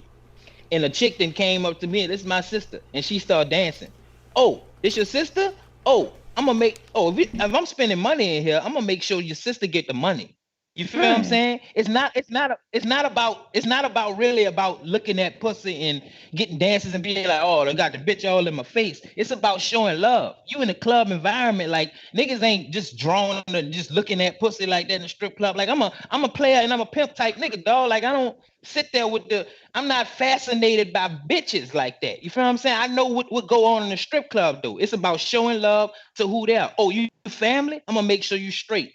Oh, you wasn't supposed to be fucking with me? I ain't know that. I'm showing you love. Talk to your motherfucking sister. Now, was this bitch, if she was just sucking my dick or something? Oh yeah.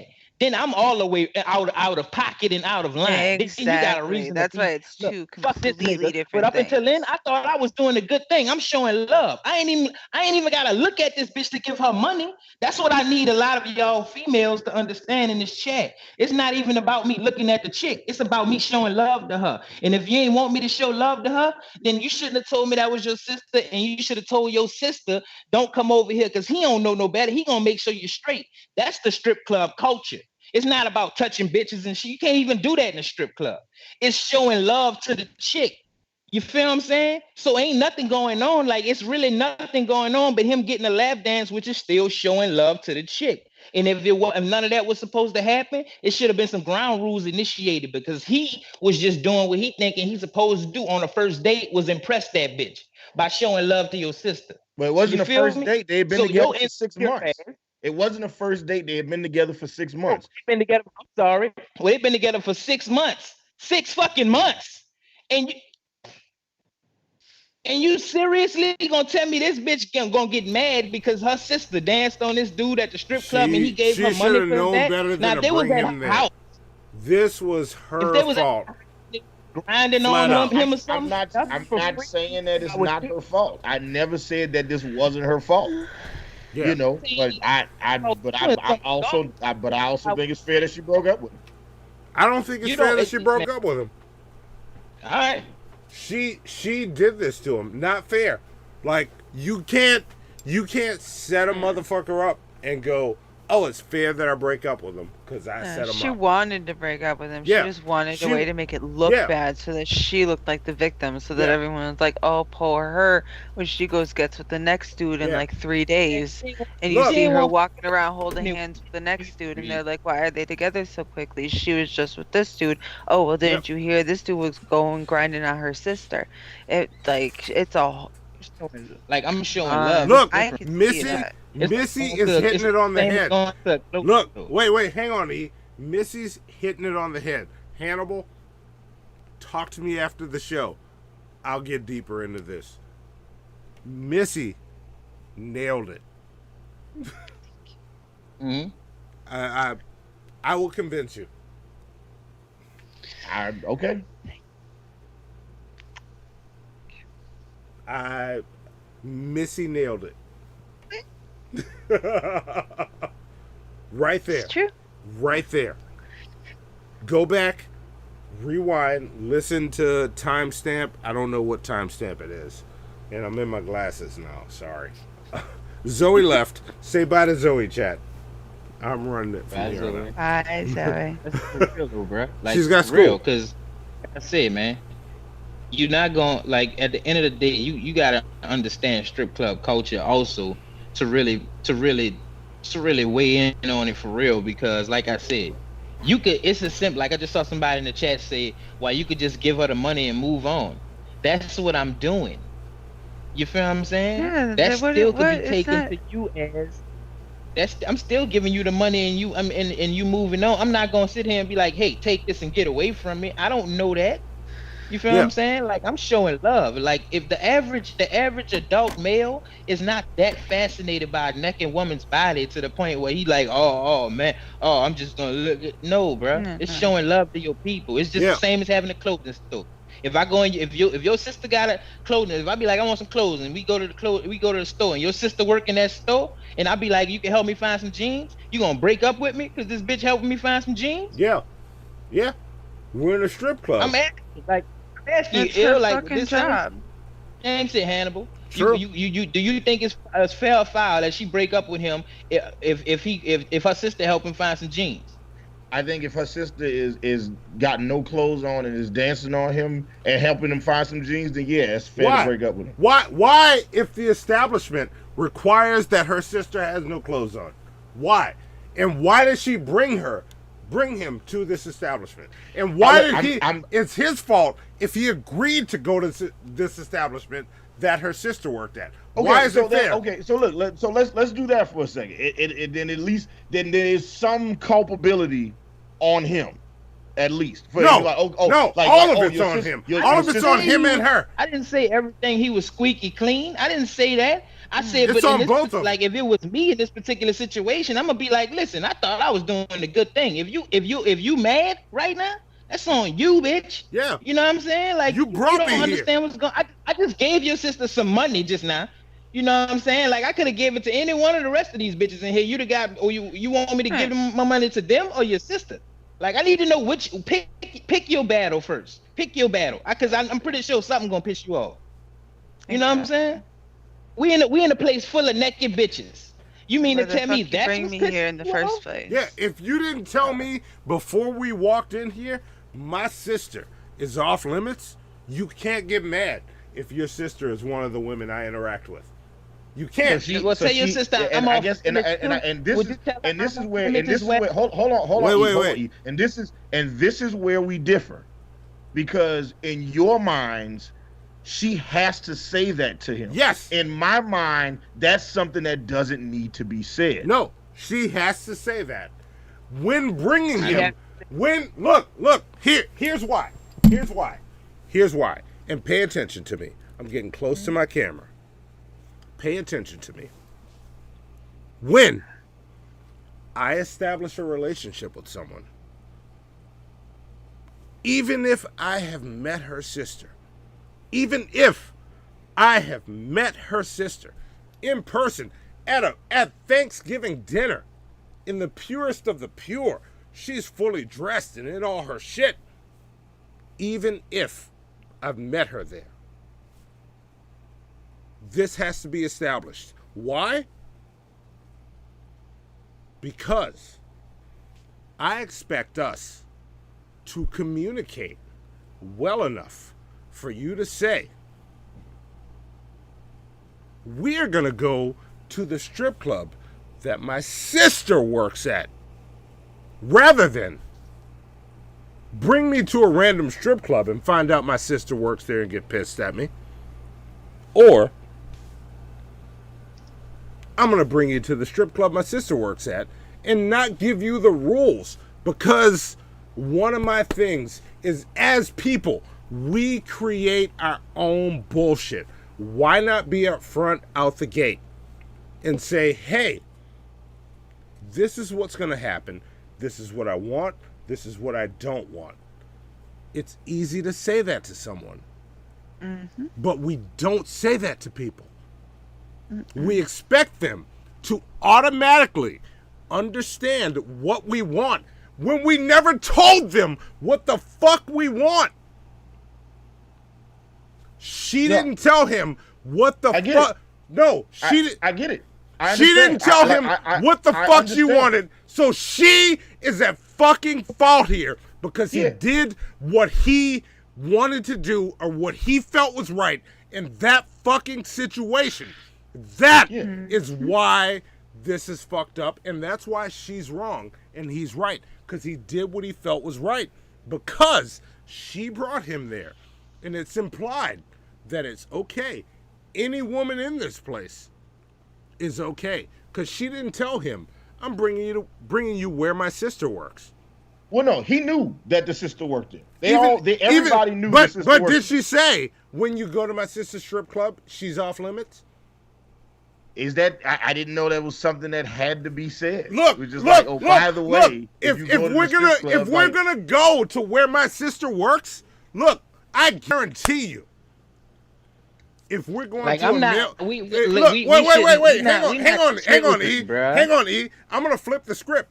I guarantee you, if I bring a woman to a male strip club where my brother works, I'm going to tell her before we walk in there, stay away from my brother, please. Anybody else is cool. I don't want to see my brother on you. Well, I am going to say point, that. why? I am going to say that. Why didn't she say that? Why? That's all I'm saying. That's all. I hear you. I've heard every point you made. I've heard every point E Green has made. I've heard every point that MissyAnn has made. I've heard every point that everybody in the chat has made. All right. You know, I think she fucked up, and I think it was fucked up for her to bring for her to bring him to that strip club, or for them to go to that strip club, like knowing that her sister worked there. I think the girl fucked up for like being like, hey, there's 100 strip clubs in Atlanta. We can go anywhere but this one. I don't want to go to this one because my sister worked there. She absolutely could have done. Lord Jamag, Hold on, wait a minute. Lord Jamag just hit it on the head. He said, if the entire point of you going to the strip club with your family work, where your family work, is to interact with them. That's the whole point of it. He just said that in the chat. That's why you do that. I'm pretty sure before they got there, it was like, my sister worked there. It'd be cool. Let's go there. My sister, you always go places your people work at, because you can get extra perks there. Yeah. It always happens. Yeah. So you get some free pussy from my sister, right there. Once again, I think it's fucked up that the sister, that Big Booty Keisha brought her dude to a strip club that her sister worked at. Knowing good and goddamn, like, look, there's 100 strip clubs in Atlanta. You could have went to any of the other strip clubs that was there. And that's absolutely her fault for doing that. It was a dumb move, you know what I'm saying? And she shouldn't have done it. It was stupid. It was her fault. She fucked up on that one. She made the wrong decision. Okay, that was foul for her to do that shit, and it was foul for her to not establish the rules going into the strip club. Like, hey, if we are gonna go in the strip club, you cannot dance with my sister. If you dance with my sister dance with you, and then the relationship is over. Is it possible, or is it likely that she brought him there for said event to take place? Did she even, is it possible that they even worked on this together, that the two sisters talked to each other, and Big Booty Keisha told her sister, look, I'm finna act like I'm going outside. I want you to try to dance on him, and if he don't try to push you off, I'm breaking up with his ass. Is it possible that all that shit happened? Of course it's possible, right? Okay. And is it fucked up that the sister was dancing on him the way she was? Absolutely. And is it fucked up for him to receive said dance? Of course. I think everybody's wrong in this situation. I think everybody's wrong. But I still think that she got the right to break up with him if she wants it. That's her sister. And everybody knows when you get in a relationship, their family is off limits. Period. I don't think she has a right to break up with him over it. I think if she gets and I'm saying this because I'm in this place where if you get to a point in a relationship, and I need all of y'all to hear me. I need all of y'all to hear me. if you get to a point in a relationship where you need to set a person up to find out if you need to break up with them, you should have broken up with them before you set them up. Exactly. Because once you do that setup, you set him up to fail. Because I guarantee you. Yeah, she might have. Wait. Before we get there, I guarantee you, if I get put in that situation where I walk in with my girl who brought me here in this situation in a strip club and this happens, you brought me here and put me here and said, hey, go for it, do that. I'm going all in. You put me here. You said this was okay. You told me this was okay. I'm not looking at you to be the one to set me up because I trust you. No, and then I fuck up and do what you told me to do, and you break up with me because of it. You fucked up, bitch. You fucked up. You know why? You know why you fucked up, bitch? Because you did not tell me what you felt before we went into this. Fuck you. Simmer down. Say, bro, Jehovah is watching us, Monty. $3,000. Let's calm down, right? We 140. Look, Monty, look at me. Look at me. Triple. Look, 144 Right game, there. bro. We in there. You know what I'm saying? So, all right, bro. Look, I'm a real dude, bro. So I'm gonna tell you this situation. She did that on purpose. She obviously didn't want to be with this dude, or she obviously just wanted some static. Either way, I'm gonna give you what you want, bitch. But tonight, I'm gonna see. You can't prove any of that. You can't prove any of that. I'm telling you from a real nigga standpoint. I've been in this situation. I know. Here's the thing. You can't prove any of it, but you can. I'm not saying that you're wrong, E, because I believe that there's a high probability that that's what happened. What I'm saying is you can't prove that. I'm not trying to prove it. I'm saying what happened. You can prove all of it. You're basing your point off of the assumptions that you're making right now. And all I'm saying is just base it on the situation we have in front of us. My overall point is this: you don't realize when you being set up, my guy. Yeah. That's my overall point, and that's why you feel the way you feel. There's nothing I could tell you past that because you just don't recognize a setup. Because you ain't been in that situation. This situation is a setup. I've said multiple times that it's highly probable that Big Booty Keisha and her sister plotted this shit. The dude wrong in this situation. Like, all you saying that for is you just being very feminist tonight. You know what I'm saying? Like, I don't get it, man. Yeah, Big Booty Keisha is wrong. Yeah. Big Booty Keisha is all the way wrong in this situation. In this fair file, Big Booty Keisha is the wrongest of the wrong. Nobody else did any wrong. This dude did what she pointed him to do. Yeah. That's what I'm saying in this situation. Just like Big Lord Booty Keisha is wrong. Fuck fair file. Big Booty Keisha is wrong. Look, George Marcus said, I can't prove to you that Pluto exists, but right now that doesn't mean it ain't there. But you can prove that Pluto exists and is there right now. Can you? There you go. Can with you? it. I'll tell you this. Right now, Hannibal. Prove to me Pluto exists. With me seeing your old, we got a problem with me seeing your sister body, then you know what? You shouldn't tell your sister to wear a coat in this club the whole time we in here. If she not gonna do that, then guess whose fault it is?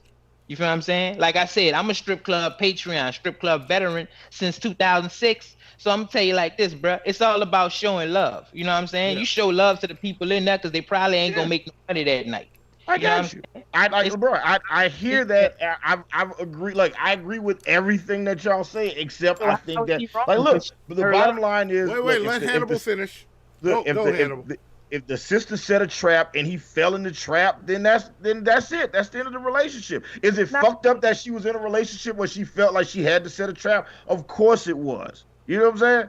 But he did, and he fell for it, and that's it. No, but I don't care. Because guess who he could fuck now? The sister. Yeah, but No. I don't think it's fair. I don't think anything about it. Like, once you get past the trap point, nothing is fair. She set a trap. Like, you said the key word. You don't know she set a trap. But no, Hannibal, you're doing the shit. You're doing the shit your once eaten Hannibal was about last week. You are flipping your fucking logic. You can Wait. Your what if and maybe in it to death. Yeah. Okay, like maybe I have a helicopter pad on my roof. Maybe there's a meth lab in my basement. Maybe she didn't set him up. Like, it's the same fucking what if bullshit. Yeah, no, but she fucking set him up. But before if I can see it, he could see it, and he could see it, and they could see it, and it's like, no. Yeah, but before we get to that, Hannibal, you're doing the shit your what's eating Hannibal about me was about last week. You keep flipping logic to fit your fucking narrative. Look, you said it's okay that she set a trap, and then when I called it a trap, you backtrack. Let me clarify. When I called it a trap. I may have misspoke. Okay. So let me clarify. Okay, go. Let me clarify. I may have misspoke because we've been talking about this topic for way too long. Yeah. So I may have misspoke. Is it fucked up that she set a trap? Yes. Is it fucked up if she set a trap for him? Yes, it is. It speaks volumes about the type of relationship that they have, that she feels like she has to, or it speaks volumes about the type of person that she is, where she feels like she has to do this to prove it, if that's what happened, right? All I'm reporting on is what happened, right? And just as I heard it on the radio this morning, right? Chicks like the dude said, I want to go to the strip club. I want to go with you to the strip club. They go to the strip club for whatever reason. I don't know how or why that strip club was chosen, but they end up going to a strip club that her sister works at, right? While they're at the strip club, she ends up stepping out for a moment to take a phone call. When she comes back, she sees her sister butt naked on top of her boyfriend. Her boyfriend is making it rain on her, and she decides that off of that she wants to end the relationship. Is it possible that she set a trap for him? Absolutely. Is it possible that she strategically picked that strip club on purpose? Absolutely. All of these things are possible. I don't know them to be true. As a black man who gets constantly accused of things because of possibility, right? That's why I'm trying to stick to what I know. That's all I'm sticking to, is what I know. I'm not talking about any of the other stuff. I'm only talking about what I know. Is it possible she set a trap? Look, the sister fucked up going to that strip club. There's 100 strip clubs in Atlanta. Big Booty Keisha could have been like, hey, we can go anywhere else, right? Yeah. But she didn't say that, and she fucked up in that point, right? It's fucked up for her going to that strip club and not saying to him ahead of time, hey, look, if we're gonna go in here, my sister works here, you know my sister works here, don't let that bitch dance on you, because if she dance on you, I'm gonna feel some type of way. And listen, she can't control. Wait, let him go, E. And she might have been doing that thing that black women do sometimes, where they be like, oh, we're gonna see if this dude does what I think he gonna do. He better not do what I think he gonna do. And then he did the thing that you didn't think he was gonna do. Is all that possible? Is that probable? Yes, it is. Do I know that to be a fact? No, I don't. Okay. All I know is they went to a strip club that her sister worked at. She should have said something if she didn't want things to happen. I absolutely agree with that. But at the end of the day, that's still her sister, and he's supposed to know better. Period. Like, so is her sister. And so is her sister. I absolutely agree, MissyAnn. So is her sister. Everybody in that situation fucked up somewhere. And I think that the girlfriend probably fucked up. Big Booty Keisha might have fucked up the most. She wasn't the only person that fucked up in this situation. But here's where I have issue with it. Is that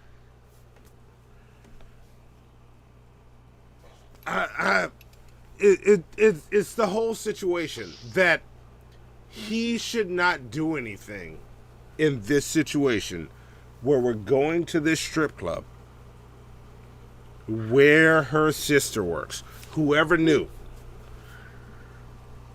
I think all that goes out the window in a fucking strip club. Like, we are going to the fuck house right now. You can fuck everybody except this person, but it's a fuck house. Every pussy's available to fuck. You can fuck any pussy here, but unspoken, don't fuck that pussy. Yeah. Yeah, no, yeah. I think that's bullshit. And look, and I understand why you're on the side of the fence that you're on. I understand why E is on the side of the fence that he's on. I understand why MissyAnn is on the side of the fence that she's on. I understand why everybody in the chat is on the side of the fence that they on.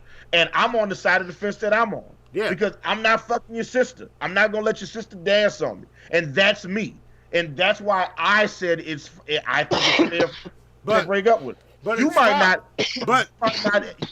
feel that same way, and that's fine. I feel definitely fine. Yeah, you're speaking from the guy that wouldn't end up in that situation.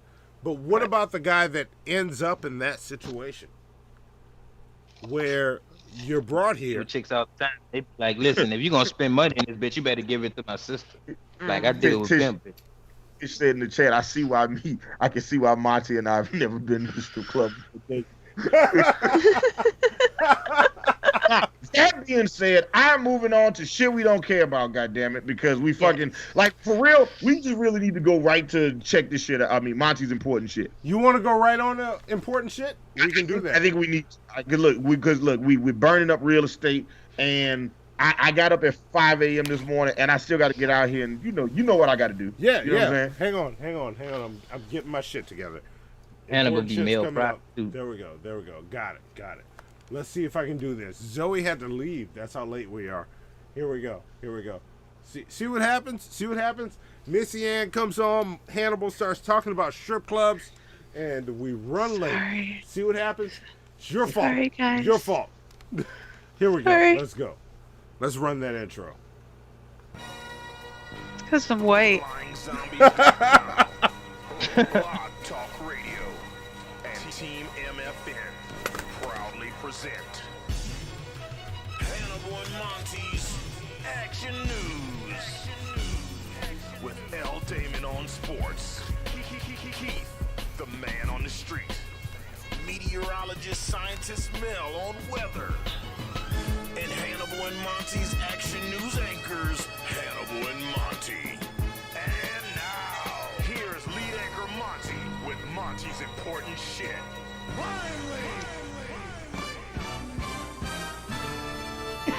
There we go, right there.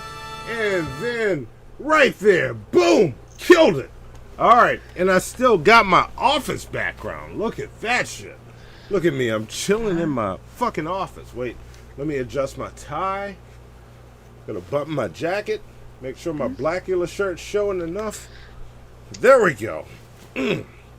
Welcome to Important Shit.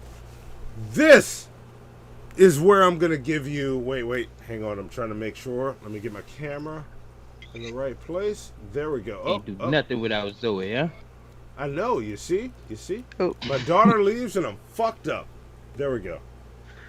I need to... I'm losing my shit. See? I need to get over here. Now, shit is covering my forehead. It's okay. I'm going to work with it. But I'm going to give you 4 news stories. Wait, yeah, 4. All right, there we go. I'll give you 4 news stories. One of them is fake. And I believe most of them have to do with poo. I went with poo. This week. So, yeah, that was my theme this week. I'm looking at all my stories. One of them is fake. And with the golden turds being around the corner, we're trying to give more plunger points than usual. So, MissyAnn, I'm going to let you decide. How many plunger points? Okay. And make sure, go big. How many plunger points are people going to get if they get this story right? Give me a number. Go big. Give me something. Okay, if you want, let's do 40,000. Oh shit! All right, 40,000. Want me to go big? How do you feel about that, Hannibal? Should I hold her to that? Should we go with it? I mean, look, listen. You told her she could go big, so just like the strip clubs, you allowed. These are the rules that got established. Unlike the strip club story, so there you go. So it's 40,000. That's a lot of points. God damn. This is a game changer and leveler. So I need to go quick through these. If we stick with 40,000. All right. Well, hold on. Let me. We're gonna do. If we All right, gonna do 40,000. let's make it more realistic. Let's do 4,000. How's 4,000? 4,000. All right, 4,000. Can we work? Look, I was about to set the timer to like 30 seconds. All right. I thought MissyAnn was about to change the game. MissyAnn almost changed the game for y'all. Just so you know, this was in your power. I gave this to you. Like, we were going to go with it. They have to work for it a little harder. I'm just going to throw them on a plot. All right. 4,000. 4,000 plunger points. But still, set your timer, Hannibal. All right, hold on. Set your timer while I tell them how it works. Yeah, I'm going to run down 4 stories. One of them is not real. It's up to you to guess which one is real. You only get one guess, and we will watch the chat. Your first guess counts as your only guess. So make sure it counts. But throw it in the chat, and you get 4,000 plunger points. Almost 40,000 plunger points. MissyAnn almost hooked y'all up. Boy, MissyAnn, I was like, boy, the fix is in. She must like Luna and Red Eyes in the chat. Well, she about to have y'all all the way hooked up. Yeah. MissyAnn was about to change the golden turds. I was like, oh shit, okay, we're going like that. All right. You was setting up the chat like Big Booty Keisha set up Geronimo. Boy. I wanted to make sure they were paying attention. That's all. Yes. All right. Are we ready with? Work for it a little harder than that. I'm almost ready. Hold on, I want to make sure that I get this right, so that way, I got it set for a minute. As soon like you got 60 seconds after Monty reads the last story, right? I still or should I do less time? I think you should do less time. I think you should do 30 seconds. Okay. All right. Hold on. Let me set it to 30. Give it a second. Yeah. See, MissyAnn, from someone that has watched from the chat, is a minute too long? What do you think? Sometimes. All right. Depending on the story, like if it's a sensation, you can easily look like that. The one with the unicorn dog. Yes. Like that was so it's certain things are so easy to just pop. You can see it. Yep, that's real. Pop. You could like. Yeah, I think 30 seconds is what we need. Okay. Yeah. I got it set to 30 seconds. I'm also, since we don't have Zoe here, I'm also like, all right, let me go ahead and prepare myself to write all of the. You need to watch the moment I say we're done. So. Yeah. All right. Because Zoe left because we argued about strip clubs while my daughter was in the room. Y'all argued about strip clubs, Sorry, all right? I maintained my resolve the whole time. Don't be sorry. I listened. My daughter hears and y'all made great points. Yes. We're not mad though. This is friendly debate, which is what we need to do. As people. No! Don't get it twisted. Wasn't nothing friendly about that shit. All right. We're fighting later, nigga. That shit was low key a hate crime just now. All right. You know what I'm saying? All right. But I get it. Look, but this is what's great about Fair Foul is that we get a chance to talk and get a chance to hear everybody's points and everything. You know what I'm saying? Like I said, so it is what it is. It's all good. Yeah. There we go. All right. I'm about to start this. All right. Hold on. I'm trying to write. I'm trying to open up a document so I can write down the stories and so I can document everybody's points. All right. So, you guys got 30 seconds after Monty reads the story, okay, to give us y'all votes. After we get y'all votes, after the 30-second timer, that's it. It's done. So you get 30 seconds. You know what I'm saying? And look, if too many people get this shit, next time it'll be 25 seconds. So 30. Yes. Every time the shit too easy, you know what I'm saying? Because the spirit of it is for you to try to guess, not Google. But I understand the value of plunger points when you can get free merch from our store, like the pumpkin spice panty dropper T-shirt that I had made. Hey, why you gotta bring that up? Because I got berated about the goddamn strip club for like 45 minutes. All right, go ahead, Monty. And you still won't tell me who the fuck designed that, so I can find out what's up. I got you. All right, let's see. Okay, all right, I got you. I'm ready for it. So go ahead and read your story, Monty. See how he just breezed past who the fuck designed it? He won't tell me. I keep asking him, even in private conversations. But all right. So I will go into the first story. There is a research company out of Canada that has developed a new formula for toilet water that will dissolve and absorb the smell of human shit. So, there's number one. Is it acid? No, it's not acid. It's not acid. It's supposed to be safe to touch. So, but all right, shit, it'll dissolve. And in Minnesota, there is a problem with crows raining poo down on the city. That's number two. Number three is there is an organization that is requesting that you send them pictures of your poo for scientific research. And number four is San Francisco's poop problem is on the rise. There have been more poo crimes in the past year than ever. 3 is the false one. All right, 3 is the false one. What do you think? Yeah, I agree with them. I'm starting the timer right now. Yeah, I'm starting the timer now. Here we go. All right. Hey, go over the stories one more time, Monty. While we So I've got a research company with a formula for toilet water that dissolves poop. Poo rain in Minnesota from crows. An organization wants you to send pictures of poo. San Francisco's poop problem is on the rise. So, which do y'all think is fake? E already gave me his. All right. There we go. That's your 30 seconds. All right, E Green. Wait. Who was the last one, Hannibal, before E gives his? No, I know. It was E Green in the chat. All right, but you know, let's go. I'll stop at Timmy on fire. Tiny Tim on fire. Tiny Tim on fire. All right. E Green. You're the last person. So here we go. E Green, which do you think is fake? I think 3 is fake. I think 3 is fake. The organization that wants pictures of your poo? Yeah, because that's just, if it's an organization, they want like some real poop. You know what I'm saying? Pictures ain't good enough, and they need to know what kind of poop, who's poop. Can't verify the poop. All right. Pictures. Fair enough. MissyAnn, what about you? I was gonna say 3, but the more I think about it,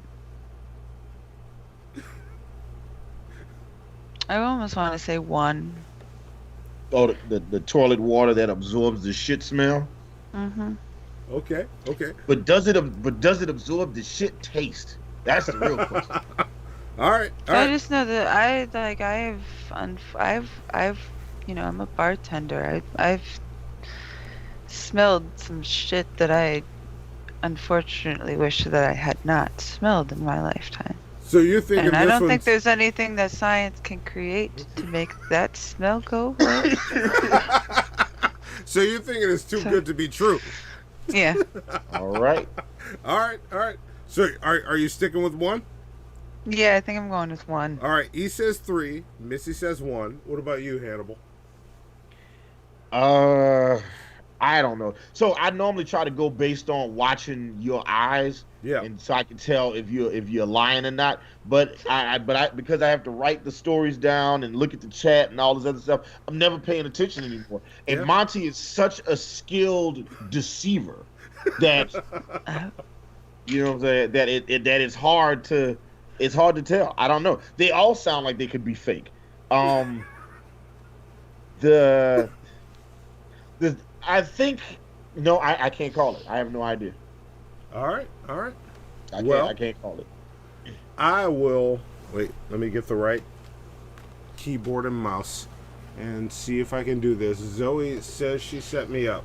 Let's see if she set me up or if she set me up. Here we go. All right, so we got, this is the first one. Minnesota City has a bird poop problem, but the Crow Patrol is on it.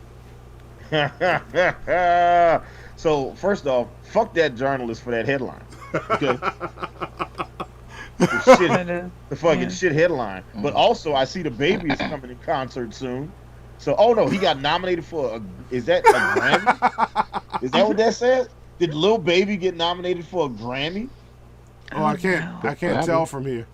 Wait, Lil Baby or Da Baby? Lil Baby. I don't like Lil Baby. I like Da Baby. I don't like Little Baby. Yeah, Da Baby I'm fine with. All right. Okay, well, there you go. All right, the Minnesota City has a bird poop problem. Monty will post that link in Discord so you guys can read it if you want to know about Minnesota crow shit. Yes. I'm trying to figure out, because she's got 1, 2, 3, 4, 5 tabs open. Two of them are tabs I don't need. Let's see what comes up. I thought Zoe had me set up. I can't see from here, Zoe. What is this? San Fran had more poo crime. See? There you go. Poo crime is getting worse. But there's a thing in this that you should see, is there's actually a poo map in this article. Introducing Hell Crime yeah. On, live local news 24/7. Hang on, let me pause live this. local news anytime, anywhere. Shut up. Stop it before we get demonetized from whatever royalty-free music that's playing in their background. Let's look at the poo map. Like, this is the poo map in San Francisco. Like, look, it's worse here.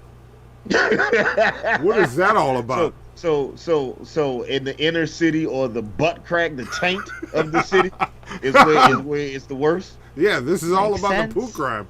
And then it just sort of spreads out.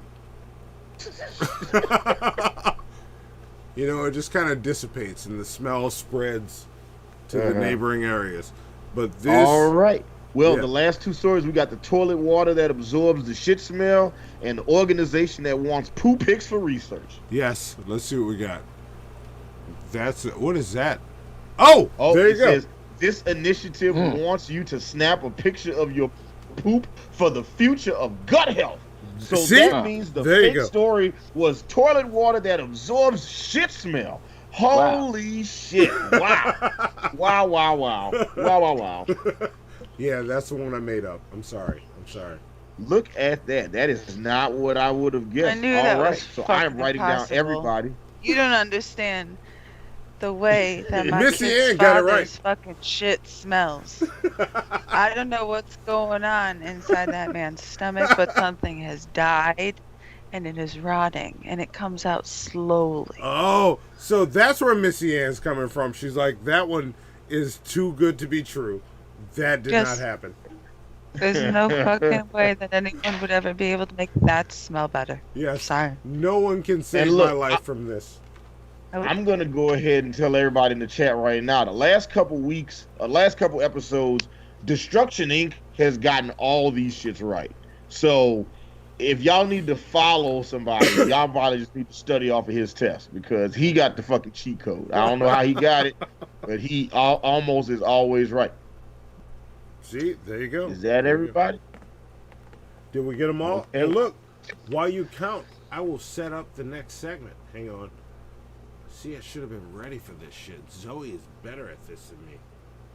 See, my daughter has no hand-eye coordination. She's going to watch this. That's why I'm saying this again.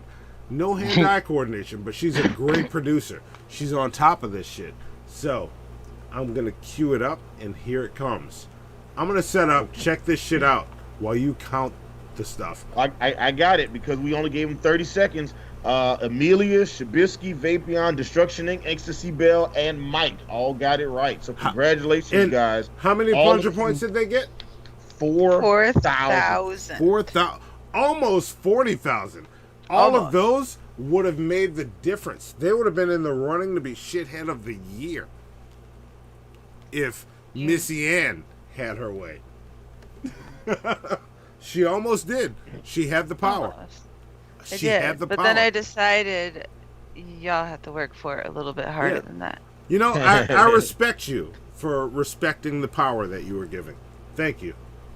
Thank you. Yeah. And also, we had a Streamlabs that came in from Czar. He says, show love, everybody. Hi, Missy. There you go. And Penultima said, can I just say that these more free-form episodes are a shit show of the best kind? Thank you. I enjoy these myself. So, just having fun, no topic. And they're easier to put together. Until we get into an argument about something, which inevitably happens because we pick random topics, and as friends do, we don't agree on everything. Remember, friends don't agree on everything. They don't. Key. If they do, you're not your That's friend. key. Friends don't agree on everything, people. That's how it works. That's life. Like, you see what happened with Hannibal, me, and E Green and MissyAnn. We don't agree. I still like all three of those motherfuckers. They might be wrong on various things, all three of them. You know, but you just gotta agree to disagree. Yeah. Keep it moving. You know what I'm saying? Yeah.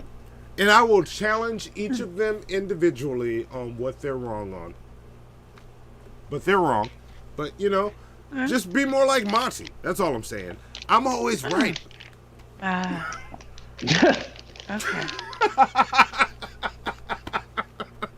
Anyway, let's get into the next segment, since nobody's challenged me, which means I'm right. Here we go. Let's check this shit out.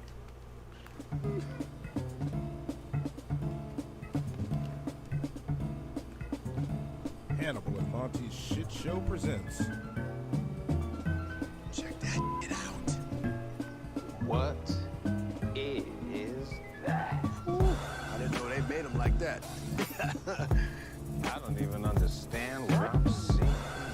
Remember that shit I gave you last week, nigga? It's nothing, nigga. It's nothing. It's nothing, nigga. Nigga, it's nothing.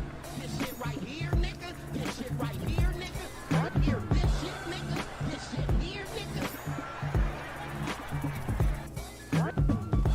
Check this shit out.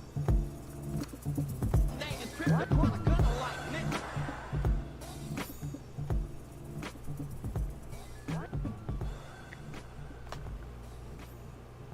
Oh, shit. Wait, hang on. There's some shit happening. Hang on a second. Let me hide that. There we go. All right, there's check. Oh, this shit out. God. Oh, get ready. Here we go. I have an announcement to make to y'all, to the people of America. I was at this here McDonald's on Dorset. It's Monday night. I was just disrespected in there. Almost got in a fight with the gal in there. First of all, my first issue is the drive-thru was filled all the way up, and I had to walk inside. So then I'm already mad because I got to get out my car and go inside. True. So I go inside. I politely say, "Hey, can I have a McRib meal, Get your McRib. large size with the Dr. Pepper?"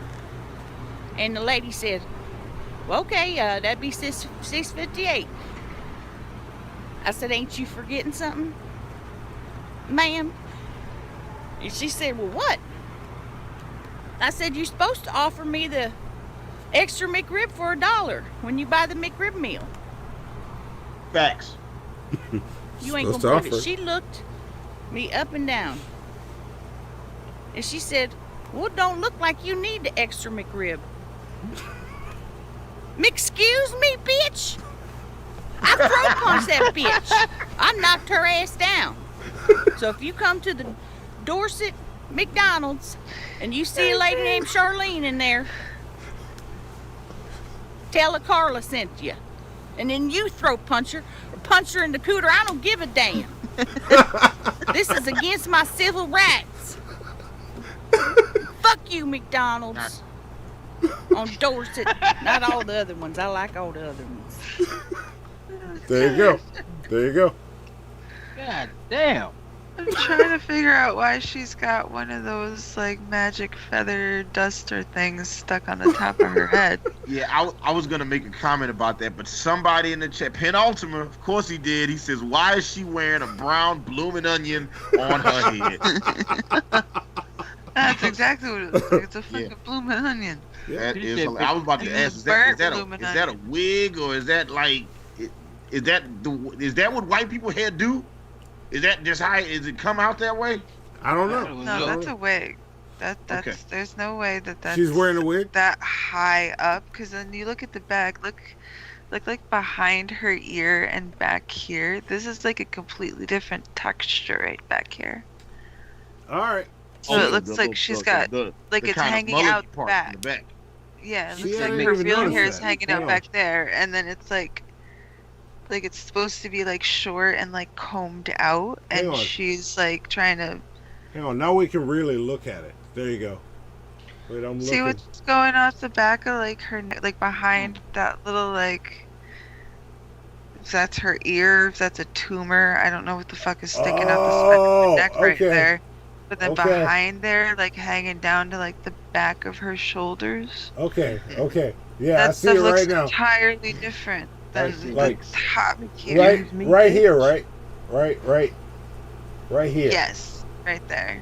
That's what we're talking about. All right, that, I see you. All that looks different than everything that's up top here, and that looks like has too much gel and straightening iron taken to it.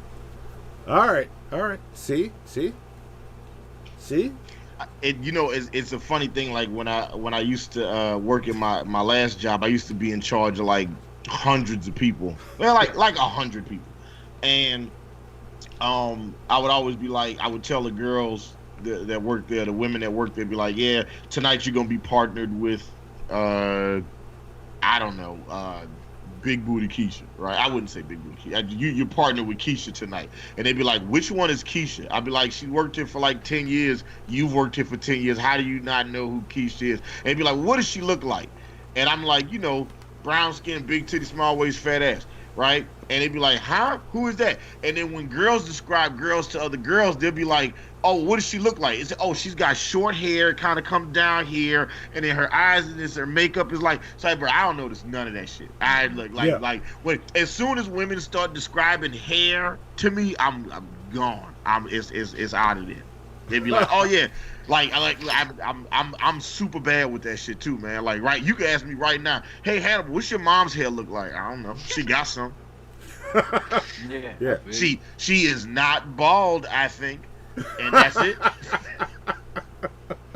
I can't do it. I don't know. But I mean, look.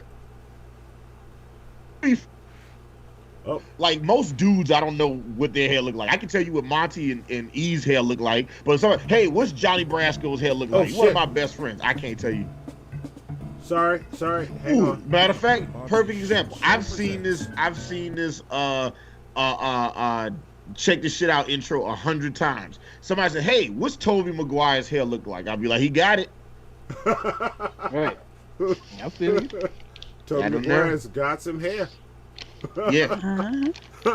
I can't describe it. I mean, he's not Stone Cold Steve Austin out in this bitch. I know that.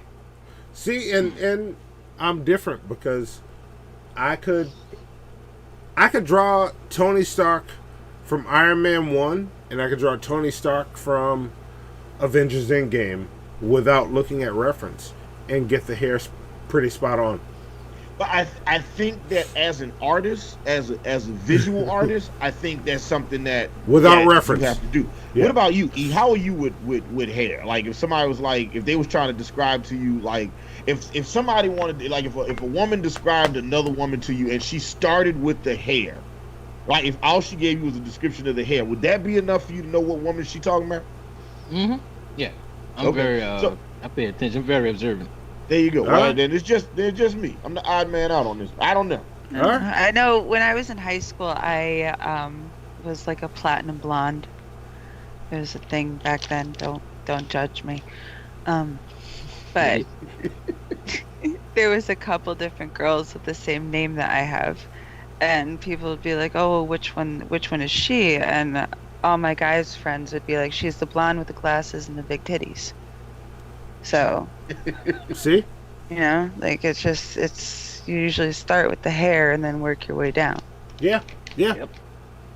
That's about how guys describe. Yeah, you go from the top, bottom. Yeah, top, work your way down. Yeah. If you're trying to be respectful, but if you're just like, some guys will start with the big titties, then the blonde and the glasses. Yeah. Yeah. Depends on the guy. You know, unless you dumb looking, you'd be like, stupid looking.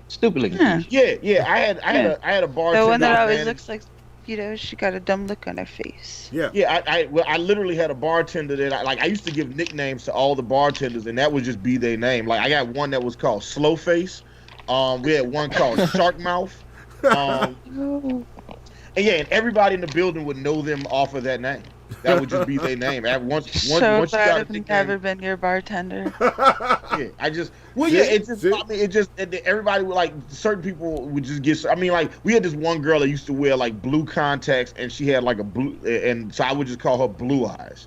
So everybody didn't get like super crazy nicknames. It was just like, you know, and like some people's names were so crazy, their name was their nickname. It was like, oh, that was it. You know what I'm saying? See, there you go. So yeah. Just, you know, that's all it was.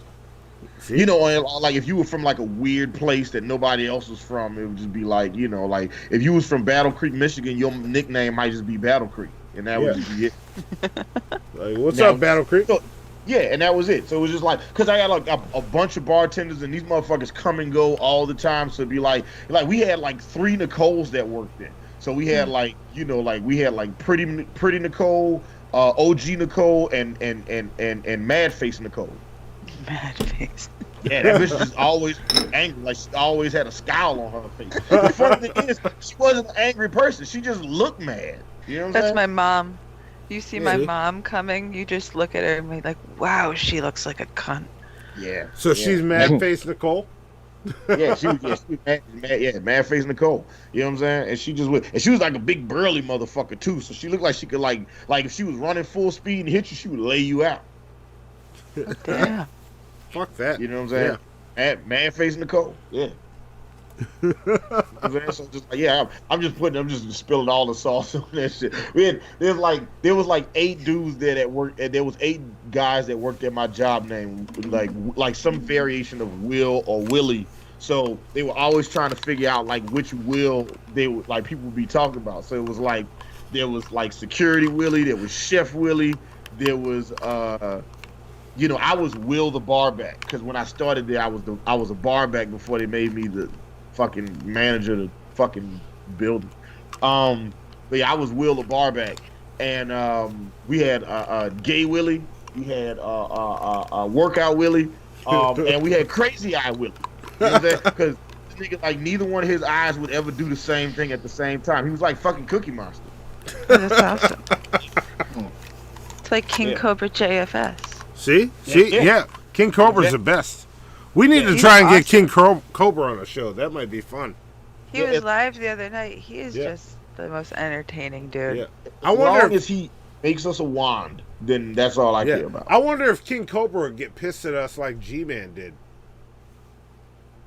I don't think so. I really think that he honestly would give people a fair chance. All right. Like, well, we in fairness, G-Man got pissed at us because I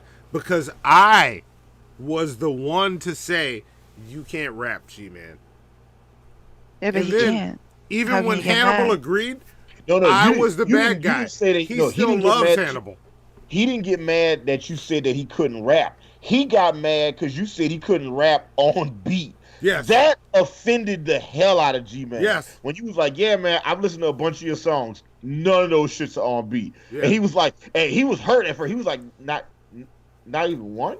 Like that was news to him when you said it. Yeah. Like that was the first time he had ever heard that shit before. Yeah. But none of them are. Find me a G-Man song on beat. Yeah. Yeah, that shit's crazy. With the exception of the Audacity. Yeah, the Audacity is the best. It's funny because he was slick hate on it and then talk about how good it is at the same time. It's super weird. Yeah. Yeah. Yeah. So we'll decide that next Friday. The best G-Man song. We'll figure that out. We'll figure out. We'll go through. We'll like that's one of the categories that once, we have. Best G. Once and for all, we will find out what the best G-Man song is next Friday. A week and days from now. I need to say the days to make myself feel better because I still have stuff to edit. I'm not done.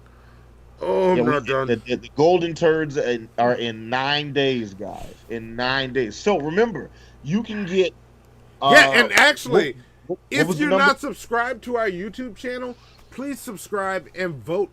Vote on best show and best shit show guest, because the ranker list was to pick the nominees, and we will explain this on DP because Ben, I think, thinks he won. Even though he didn't, Ben could still win.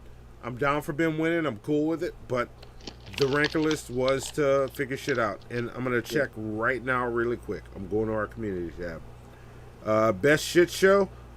God damn, 68% of the votes are for episode 41. You got the audacity. Our first episode discussing G-Man, followed by magnets. How do they work? Oh shit! With 48% of the votes for best guess, Jeff Holiday is winning right now.